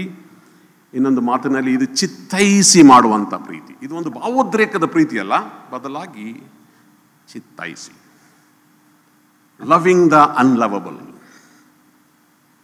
Loving the stranger. ಯಾರೋ ಗೊತ್ತಿಲ್ಲ, ಆದರೆ ನಾವು ಸಹಾಯ ಮಾಡುವುದು. ಸಭೆಯಾಗಿ ನೀವು ನಿಮ್ಮ ಹಣವನ್ನು ಕೂಡಿಸಿ ನೀವು ದಾನಗಳನ್ನು ಕೊಟ್ಟಿರುವುದರಿಂದ ಅನೇಕರಿಗೆ ಆ ಒಂದು ಲಾಕ್ಡೌನ್ ಸಮಯದಲ್ಲಿ ಸಹಾಯ ಮಾಡಲು ಪ್ರಾರಂಭವಾಯಿತು. ಅವ್ರು ಯಾರೋ ಗೊತ್ತಿಲ್ಲ, ನಿಮಗೆ ಅವ್ರನ್ನ ನೋಡಿಲ್ಲ, ಅವ್ರ ಮುಖ ಯಾರೆಂಬುದಾಗಿ, ಆದರೂ ಸಹ ನಾವು ಸಹಾಯ ಮಾಡಿದೆವು. ಈ ಪ್ರೀತಿ ಇದು ನಾವು ಚಿತ್ತೈಸಿ ಮಾಡುವಂಥ ಪ್ರೀತಿಯಾಗಿದೆ. ಇದು ಯಾವುದೋ ಒಂದು ಭಾವೋದ್ರೇಕದಿಂದ ಮಾಡುವಂಥದ್ದಲ್ಲ.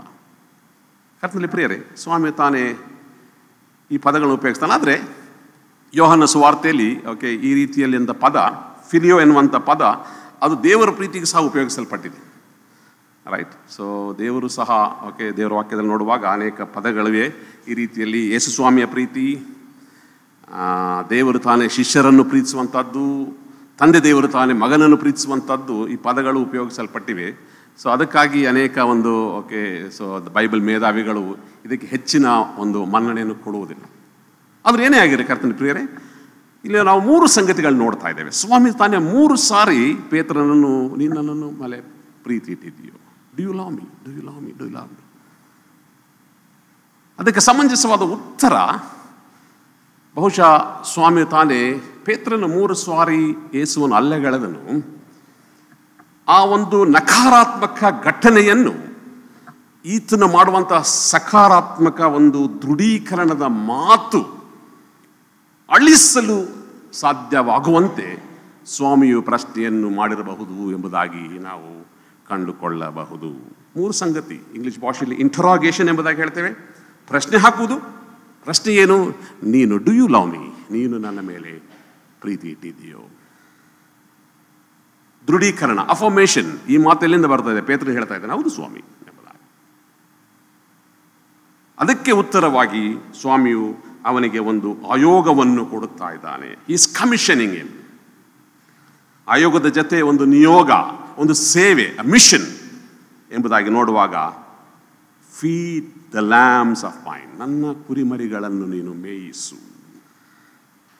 ಎರಡನೇದಾಗಿ ನನ್ನ ಕುರಿಗಳನ್ನು ಪಾಲಿಸು ಎಂಬುದಾಗಿ. ಮೂರನೇದಾಗಿ ತಿರುಗಿ ನನ್ನ ಕುರಿಗಳನ್ನು ಮೇಯಿಸು ಎಂಬುದಾಗಿ. ಹೌದು ಕರ್ತನಲ್ಲಿ ಪ್ರಿಯರೇ, feed the lambs of main. ಇಲ್ಲಿ ಬಹಳ ಒಂದು ನಾವು ಸ್ಮರಿಸುವಂಥ ಮತ್ತು ಗಮನಿಸುವಂಥ ಒಂದು ಅರ್ಥ, ಒಂದು ಸತ್ಯಾಂಶ ಏನೆಂದರೆ, ಸಭೆ ಅದು ನನ್ನದಲ್ಲ, ನಮ್ಮದಲ್ಲ. ಕೆಲವು ಸರಿ ಹೇಳ್ತೇವೆ ನನ್ನ ಸಭೆ ಎಂಬುದಾಗಿ ಹೇಳ್ಕೊಳ್ಬಹುದು ನಾವು. ಆದರೆ ಅಲ್ಲಿ ನೋಡುವಾಗ ಯೇಸು ಸ್ವಾಮಿ ತಾನೇ ಆ ಒಂದು ಅಧಿಕಾರವನ್ನು ಹೊಂದಿದ್ದಾನೆ, ಸಭೆಯನ್ನು ನನ್ನ ಸಭೆ ಎಂಬುದಾಗಿ ಕರೆಯಲು. ಯಾಕಂದ್ರೆ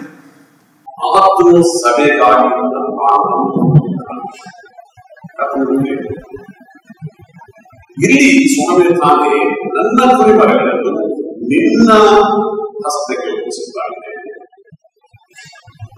ನನ್ನ ಕುರಿಗಳನ್ನು ನಿನ್ನ ಪಾಲನೆಗೆ ಒಪ್ಪಿಸಿಕೊಡುತ್ತಾನೆ ಎಂಬುದಾಗಿ ಪದೇ ಪದೇ ಹೇಳುವಂಥದ್ದು. ಸ್ವಾಮಿಯು ಪೇತ್ರ ಇದ್ದಂತ ಸ್ಥಳಕ್ಕೆ ಧಾವಿಸುತ್ತಾನೆ. ಪೇತ್ರನನ್ನು ಒಂದು ವೇಳೆ ಪೇತ್ರನು ಅಪಚಿಸಲು ಸ್ವಾಮಿನನ್ನು ಖಂಡಿಸಲು ಶಿಕ್ಷಿಸಲು ಬದಲಾಗಿ ಅವನಿಗೆ ಹೊಟ್ಟೆ ತಿನ್ನುವುದಕ್ಕೆ ತದನಂತರ ಅವನ ನಕಾರಾತ್ಮಕ ಘಟನೆಗಳನ್ನು ಮರೆಯುವಂತೆ ಮಾಡುತ್ತಾ ಇದ್ದಾರೆ. ಯಾವ ವ್ಯಕ್ತಿಯನ್ನು ನಾನು ಅರೆಯದಾಗಿ ಹೇಳಿದರು ಆ ವ್ಯಕ್ತಿಯನ್ನು ಉದ್ಧರಿಸಿ ಒಂದು ವೇಳೆ ಕಣ್ಣನ್ನು ಕಂಡಿದ್ದು ಬೇಗದಲ್ಲಿ ಹೇಳ್ತಾ ಇದ್ದಾರೆ.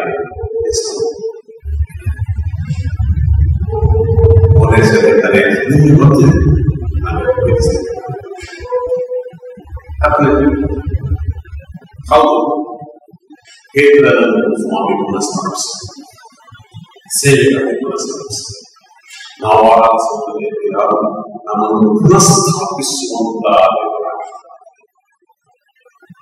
ಪೇತ್ರನಲ್ಲಿ ಬಲ ಇದೆ ಎಂಬುದಾಗಿ ಅವರನ್ನು ಆರಿಸಿಕೊಳ್ಳಲಿಲ್ಲ. ಬದಲಾಗಿ ಅವರ ಬಲಹೀನತೆಯ ಮಧ್ಯದಲ್ಲಿ ತನ್ನ ಫಲವನ್ನು ಆತನು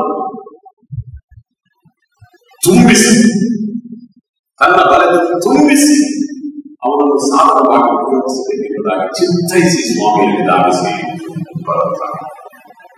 ಅವರ ಸೇವೆ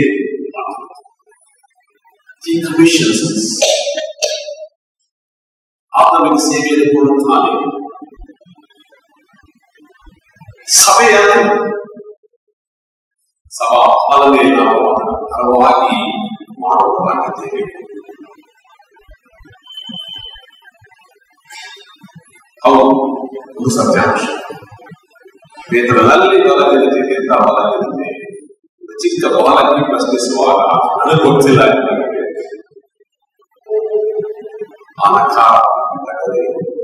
ಅಳಿಸಿಕೊಂಡಿದೆ. ಈಗ ಪೇತ್ರನಿಗೆ ಕುರಿತಂತಹ ಯಾವ ಘಟನೆ ನೆನಪಿನಲ್ಲಿದೆಯೋ ನಾನಿರುವಂತಹ ಸ್ಥಳಕ್ಕೆ ನನ್ನನ್ನು ಮೇಲೆ ನನ್ನನ್ನು ಸೇವೆಯಲ್ಲಿ ಪುನಃಸ್ಥಾಪಿಸಿದನು. ಈ ಕಾರಣದಿಂದ ಒಬ್ಬ ಚಿಕ್ಕ ಬಾಲಕಿ ಪ್ರಶ್ನಿಸುವಾಗ ನಾನು ಅರಿಯೆ ಎಂಬುದಾಗಿ ಹೇಳುವಾಗ ಅವನ ವ್ಯಕ್ತಿ ಅಪೊಸ್ತಲರ ಕೃತ್ಯ ಪುಸ್ತಕಕ್ಕೆ ಬರುವಾಗ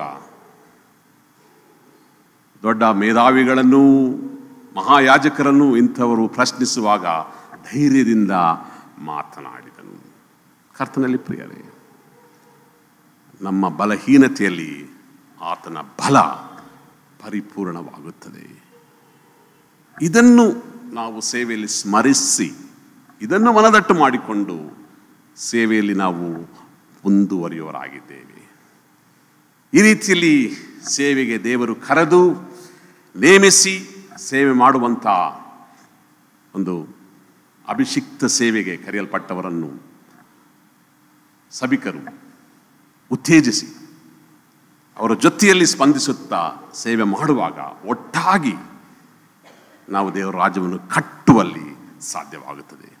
ಈ ರೀತಿಯಲ್ಲಿ ದೇವರ ರಾಜ್ಯಕ್ಕಾಗಿ ತವಕ ಪಡುವಲ್ಲಿ ದೇವರ ಆತ್ಮನು ತಾನೇ ನಮ್ಮೆಲ್ಲರನ್ನು ಬಲಪಡಿಸಿ ಮುನ್ನಡೆಸಲಿ ಎಂಬುದಾಗಿ ನಾವು ಪ್ರಾರ್ಥಿಸುವರಾಗಿರೋಣ. ಪ್ರಾರ್ಥನೆ ಮಾಡೋಣ. ಪ್ರಿಯ ಸ್ವಾಮಿ, ನಿನ್ನ ಕೃಪೆಯೊಳ ಹಸ್ತಕ್ಕೆ ನಮ್ಮನ್ನು ಒಪ್ಪಿಸಿಕೊಡ್ತೇವೆ. ಸೇವೆ ನಿನ್ನದು ಕರ್ತನೆ, ನೀನು ನಮ್ಮನ್ನು ಕರೆಯುವಾತನಾಗಿದೆ, ಅದಕ್ಕಾಗಿ ಸ್ತೋತ್ರ. ಯಾವ ರೀತಿಯಲ್ಲಿ ಕರ್ತನೆ ಪೇತ್ರನಿದ್ದ ಸ್ಥಳಕ್ಕೆ ಧಾವಿಸಿ ಬಂದು ಅವನನ್ನು ನೀನು ಪುನಃಸ್ಥಾಪಿಸಿದೆಯಾ ಕರ್ತನೆ, ನೀನು ನಮ್ಮನ್ನು ನಮ್ಮ ಬಲಹೀನತೆಗಳ ಮಧ್ಯದಲ್ಲಿ ನಿನ್ನ ಬಲದಿಂದ ತುಂಬಿಸಿ ನಿನ್ನ ಪುನರುತ್ಥಾನದ ಶಕ್ತಿಯನ್ನು ನಮ್ಮ ಮೂಲಕ ಪ್ರದರ್ಶಪಡಿಸುವವನಾಗಿದೆ, ಅದಕ್ಕಾಗಿ ಸ್ತೋತ್ರ ಸ್ವಾಮಿ. ಈಗಲೂ ಸ್ವಾಮಿ, ನಾವು ಒಟ್ಟಾಗಿ ನಿನ್ನ ಕೃಪಾ ಹಸ್ತಕ್ಕೆ ನಮ್ಮನ್ನು ಒಪ್ಪಿಸಿಕೊಡೋರಾಗಿದ್ದೇವೆ. ನಮ್ಮೊಬ್ಬೊಬ್ಬರನ್ನು ಸ್ವಾಮಿ ನಿನ್ನ ಸೇವೆಗಾಗಿ ನಿನ್ನ ರಾಜ್ಯದ ಅಭಿವೃದ್ಧಿಗಾಗಿ ಉಪಯೋಗಿಸಿಕೋ. ನಿನ್ನ ಕೃಪಾ ಹಸ್ತಕ್ಕೆ ಎಲ್ಲವನ್ನು ಒಪ್ಪಿಸಿಕೊಟ್ಟು ಯೇಸು ಕರ್ತನ ನಾಮದಲ್ಲಿ ಈ ಪ್ರಾರ್ಥನೆಯನ್ನು ಬೇಡಿ ಹೊಂದಿದ್ದೇವೆ ಸ್ವಾಮಿ, ಆಮೆನ್. ಕೇಳಿದ ವಾಕ್ಯದ ಬೆಳಕಿನಲ್ಲಿ ನಮ್ಮ ವಿಶ್ವಾಸವನ್ನು ನಾವು ಅರಿಕೆ ಮಾಡೋಣ. 105ನೇ ಪುಟದಲ್ಲಿರುವಂಥ ವಿಶ್ವಾಸದ ಅರಿಕೆಯನ್ನು ನಾವು ಒಟ್ಟಾಗಿ ಹೇಳೋಣ. 105ನೆಯ ಪುಟ.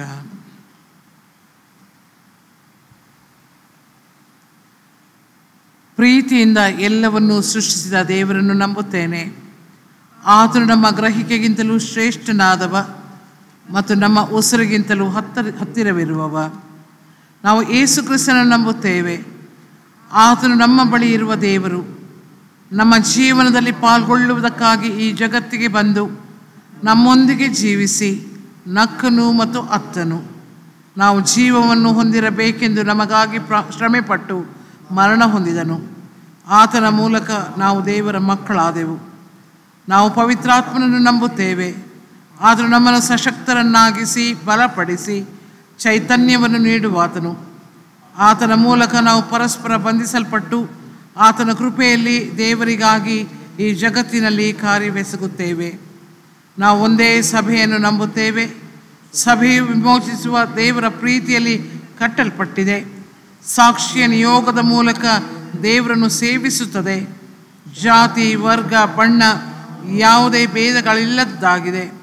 ಸೃಷ್ಟಿಕರ್ತನು, ವಿಮೋಚಕನು, ಪರಿಪಾಲಕನೂ ಆದ ದೇವರ ಅನ್ಯೋನ್ಯತೆಯಲ್ಲಿ ಬದಲಾವಣೆಯ ಸಾಧನವಾಗಿರಲು ಕರೆಯಲ್ಪಟ್ಟಿದೆ.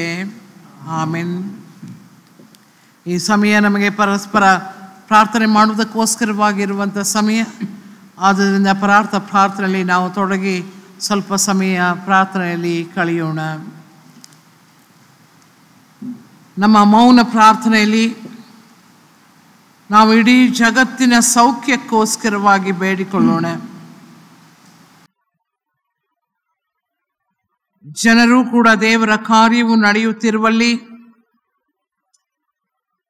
ಸುರಕ್ಷತೆಗೋಸ್ಕರವಾಗಿ ಇರುವಂಥ ಎಲ್ಲ ಕಾರ್ಯಗಳನ್ನು ತಾವು ಅನುಸರಿಸುತ್ತಾ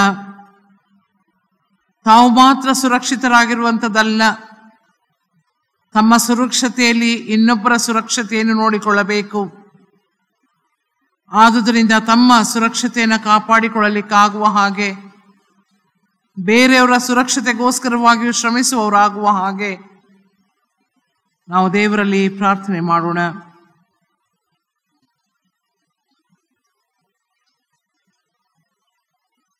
ಇಡೀ ಲೋಕದಲ್ಲಿ ಹಬ್ಬುತ್ತಾ ಇರುವಂತ ಈ ಸಾಂಕ್ರಾಮಿಕ ರೋಗದಲ್ಲಿ ನರಳುತ್ತಿರುವಂಥವರ ಸೇವೆಗೋಸ್ಕರವಾಗಿ ತಮ್ಮನ್ನು ತಾವು ಒಪ್ಪಿಸಿಕೊಟ್ಟವರಾಗಿ ಸೇವೆ ಮಾಡುತ್ತಾ ಇರುವಂತಹ ಎಲ್ಲ ವೈದ್ಯರನ್ನ, ದಾದಿಯರನ್ನ, ದೇವರ ಸ್ವಸ್ಥತಾ ಸೇವೆಯಲ್ಲಿ ಪಾಲ್ಗೊಂಡಂತ ಪ್ರತಿಯೊಬ್ಬೊಬ್ಬರನ್ನ ನಾವು ನೆನಪು ಮಾಡಿಕೊಳ್ಳೋಣ. ಎಲ್ಲ ದೇಶಗಳಲ್ಲಿ ಈ ರೋಗಕ್ಕೆ ಲಸಿಕೆಯನ್ನು ಕಂಡುಹಿಡಿಯುವುದಕ್ಕೋಸ್ಕರವಾಗಿ ಶ್ರಮಿಸುತ್ತಾ ಇರುವಂತ ಎಲ್ಲ ವಿಜ್ಞಾನಿಗಳನ್ನು, ಸಂಶೋಧಕರನ್ನು ನೆನಪು ಮಾಡಿ ಅವರಿಗೋಸ್ಕರವಾಗಿ ನಾವು ಬೇಡಿಕೊಳ್ಳೋಣ. ಈ ದಿನದಲ್ಲಿ ವಿಶೇಷವಾಗಿ ಬೆಂಗಳೂರಿನ CSI ಆಸ್ಪತ್ರೆಗೋಸ್ಕರವಾಗಿ ಬೇಡಿಕೊಳ್ಳೋಣ. ಯಾಕಂದ್ರೆ ಈ COVID-19 ಇದರಲ್ಲಿ ಬಳಲುತ್ತಾ ಇರುವಂತ ರೋಗಿಗಳಿಗೆ ಸೇವೆಯನ್ನು ವಿಸ್ತರಿಸಬೇಕೆಂಬುದಾಗಿ ಆಲೋಚನೆ ಮಾಡಿ ಅದಕ್ಕೋಸ್ಕರವಾಗಿ ಪ್ರಯತ್ನ ಪಡುತ್ತಾ ಇರುವಲ್ಲಿ ಆಸ್ಪತ್ರೆಯ ಮೆಡಿಕಲ್ ಸೂಪರಿಂಟೆಂಡೆಂಟ್ ಮತ್ತು ಅವರ ವೃಂದದವರಿಗೋಸ್ಕರವಾಗಿ ಈ ಸೇವೆಯಲ್ಲಿ ನಿರತರಾಗಿರುವಂಥ ಎಲ್ಲರಿಗೋಸ್ಕರವಾಗಿ ನಾವು ಬೇಡಿಕೊಳ್ಳೋಣ.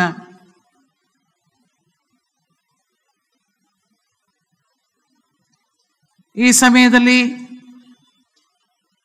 ಅನೇಕ ತೆರನಾದಂಥ ಪರಿಸ್ಥಿತಿಗಳನ್ನು, ಸನ್ನಿವೇಶಗಳನ್ನು ಎದುರಿಸಬೇಕಾದಂಥ ಸಂದರ್ಭಗಳಲ್ಲಿ ನಮ್ಮ ಕರ್ನಾಟಕ ಮಧ್ಯಸಭಾ ಪ್ರಾಂತದ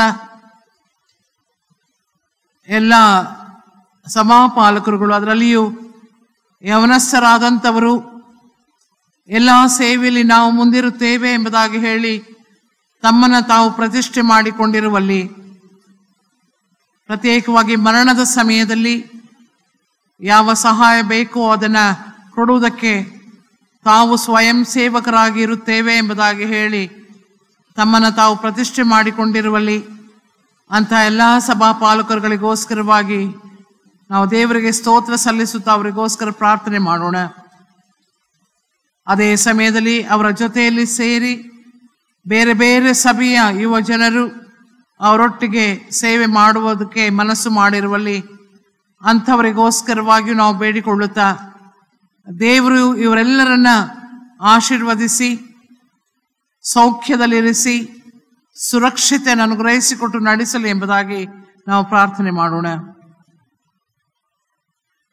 ಅನೇಕ ಜನರು ತಕ್ಕ ಕಾಲದಲ್ಲಿ ಚಿಕಿತ್ಸೆ ಸಿಗದೆ ಸಂಕಟ ಪಡುತ್ತಾ ಇದ್ದಾರೆ. ಆರ್ಥಿಕ ಸಹಾಯವಿಲ್ಲದೆ ಅನೇಕ ತೆರನಾದಂಥ ಸಂದಿಗ್ಧ ಪರಿಸ್ಥಿತಿಯಲ್ಲಿದ್ದಾರೆ. ಅಂಥವರಿಗೋಸ್ಕರವಾಗಿ ದೇವರ ಸಹಾಯವನ್ನು ಯಾಚಿಸುತ್ತಾ ಪ್ರಾರ್ಥನೆ ಮಾಡೋಣ. ಕ್ರೈಸ್ತ ಸಭೆಗೋಸ್ಕರವಾಗಿ, ಪ್ರತ್ಯೇಕವಾಗಿ ದಕ್ಷಿಣ ಭಾರತ ಸಭೆಗೋಸ್ಕರವಾಗಿ, ನಮ್ಮ ಕರ್ನಾಟಕ ಮಧ್ಯ ಪ್ರಾಂತಕ್ಕೋಸ್ಕರವಾಗಿ ನಾವು ಬೇಡಿಕೊಳ್ಳೋಣ. ಇಲ್ಲಿರುವಂಥ ಎಲ್ಲ ನಾಯಕರು, ದೇವರ ಸೇವಕರು ದೇವರ ಕರೆಗನುಗುಣವಾಗಿ ತಮ್ಮ ಜವಾಬ್ದಾರಿಗಳನ್ನು, ಕರ್ತವ್ಯಗಳನ್ನು ನಿರ್ವಹಿಸಲಿಕ್ಕಾಗುವ ಹಾಗೆ ದೇವರಲ್ಲಿ ಪ್ರಾರ್ಥನೆ ಮಾಡೋಣ. ಈ ಸಾಂಕ್ರಾಮಿಕ ರೋಗದ ತೊಂದರೆ ಒಂದು ಕಡೆಯಲ್ಲಾದರೆ ಪ್ರವಾಹ ಪೀಡಿತರು ಅನೇಕರು, ಮಳೆಯಿಂದಾಗಿ ಅನೇಕ ನಷ್ಟ ಕಷ್ಟಗಳು ಸಂಭವಿಸುತ್ತಾ ಇವೆ. ಅಲ್ಲಿಯೂ ಕೂಡ ದೇವರು ಎಲ್ಲವನ್ನ ತನ್ನ ನಿಯಂತ್ರಣಕ್ಕೆ ತೆಗೆದುಕೊಳ್ಳಲಿ ಎಂಬುದಾಗಿ ನಾವು ದೇವರಲ್ಲಿ ಪ್ರಾರ್ಥನೆ ಮಾಡೋಣ.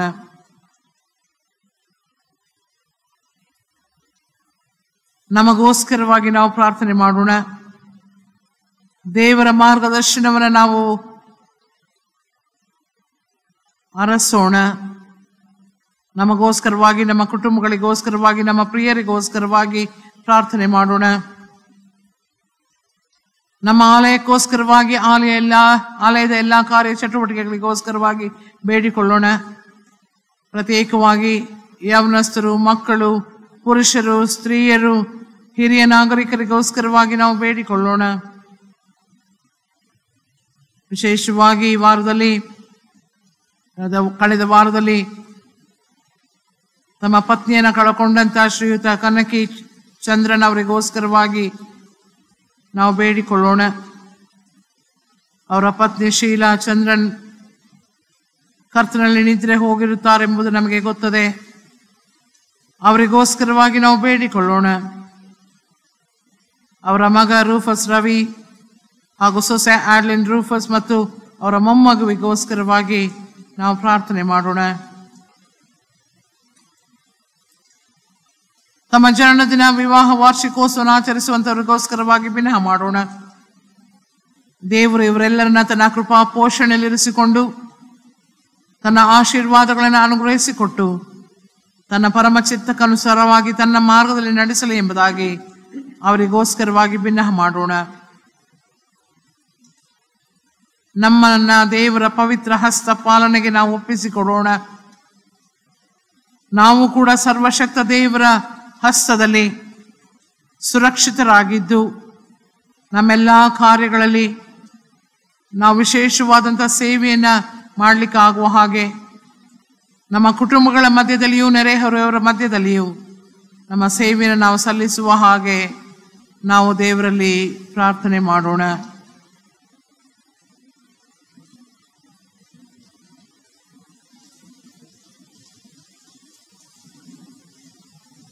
ನಮ್ಮೆಲ್ಲ ಪ್ರಾರ್ಥನೆಗಳನ್ನು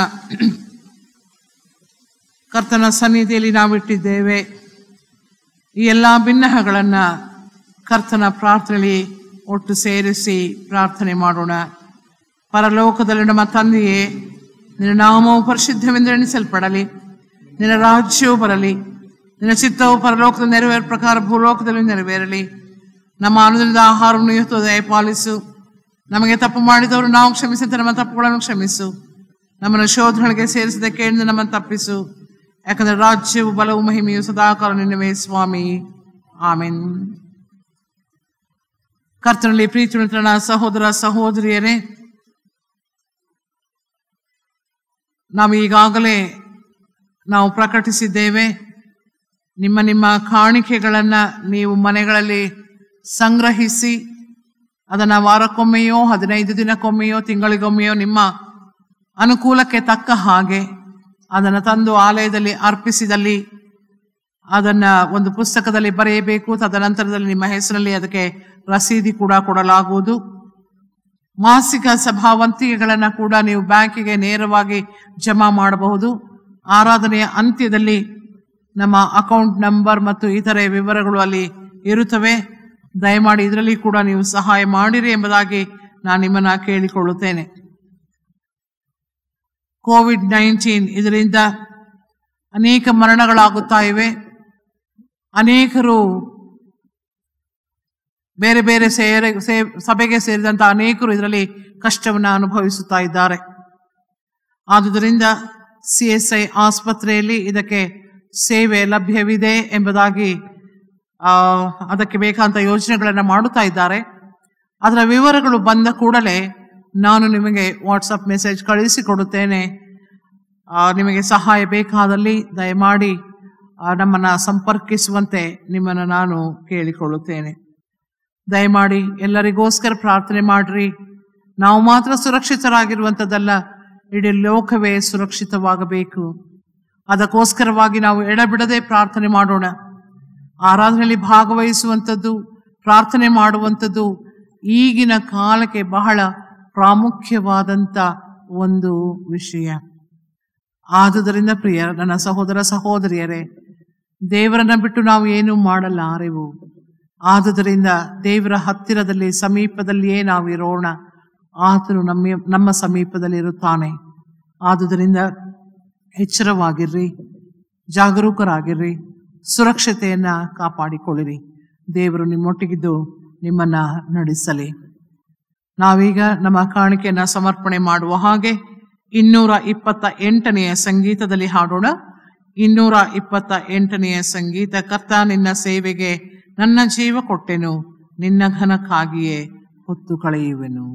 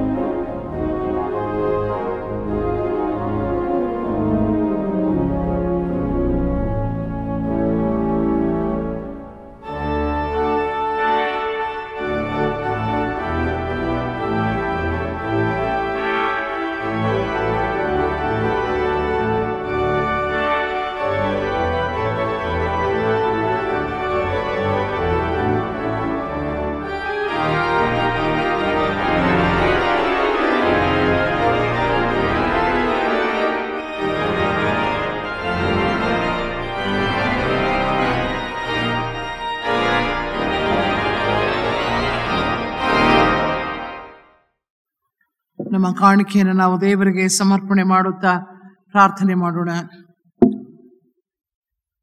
ಸರ್ವಶಕ್ತ ದಯಾಪರ ದೇವರೇ, ಸೃಷ್ಟಿಸಲ್ಪಟ್ಟದ್ದೆಲ್ಲವೂ ನಿನ್ನದೇ. ನಾವು ಅರ್ಪಿಸುವಂಥದ್ದೆಲ್ಲವೂ ಮೊದಲಿನಿಂದಲೇ ನಿನಗೆ ಸೇರಿದ್ದು. ಈ ಕಾಣಿಕೆಯನ್ನು ಸ್ವೀಕರಿಸಿ ನೀನು ಮೆಚ್ಚುವ ಕಾರ್ಯಗಳಿಗಾಗಿ ಅದನ್ನು ಬಳಸಿಕೋ. ಈ ಕಾಣಿಕೆಯ ಮೂಲಕ ನಮ್ಮನ್ನು ಉಂಟು ಮಾಡಿದ ನಿನ್ನ ಒಳ್ಳೆಯತನಕ್ಕಾಗಿಯೂ, ನಮ್ಮನ್ನು ಪರಿಪಾಲಿಸಿದ ನಿನ್ನ ಕೃಪೆಗಾಗಿಯೂ, ತಿದ್ದಿದ ನಿನ್ನ ಶಿಸ್ತಿಗಾಗಿಯೂ, ನಮ್ಮನ್ನು ಹೊರುತ್ತಾ ಬಂದಿರುವ ನಿನ್ನ ಸುದೀರ್ಘ ತಾಳ್ಮೆಗಾಗಿಯೂ, ನಮ್ಮನ್ನು ವಿಮೋಚಿಸಿದ ನಿನ್ನ ಪ್ರೀತಿಗಾಗಿಯೂ ನಿನ್ನನ್ನು ಸ್ತುತಿಸುತ್ತೇವೆ. ನಿನ್ನನ್ನು ಪ್ರೀತಿಸುವಂತೆಯೂ ನೀನು ನಮಗನುಗ್ರಹಿಸಿದ ಎಲ್ಲ ವರಗಳ ಮೂಲಕ ಸೇವೆ ಸಲ್ಲಿಸಿ ನಿನಗೆ ಕೃತಜ್ಞರಾಗಿರುವಂತೆಯೂ ನಿನ್ನ ಚಿತ್ತದಲ್ಲಿ ಹರ್ಷಗೊಳ್ಳುವಂತೆಯೂ ಸಹಾಯ ಮಾಡೆಂದು ನಮ್ಮ ಕರ್ತನಾದ ಯೇಸು ಕ್ರಿಸ್ತನ ಮೂಲಕ ಬೇಡಿಕೊಳ್ಳುತ್ತೇವೆ. ಆಮೆನ್.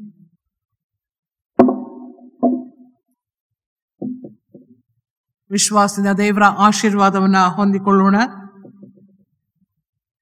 ನಿಮ್ಮನ್ನು ಆಲಂಗಿಸುವ ದೇವರ ಪ್ರೀತಿಯು, ನಿಮ್ಮನ್ನು ಎತ್ತಿ ಹಿಡಿಯುವ ಯೇಸು ಕ್ರಿಸ್ತನ ಕೃಪೆಯು, ನಿಮ್ಮನ್ನು ಬಿಡುಗಡೆಗೊಳಿಸುವ ಸತ್ಯದ ಆತ್ಮನ ಅನ್ಯೋನ್ಯತೆಯು ನಿಮ್ಮೊಂದಿಗಿರಲಿ.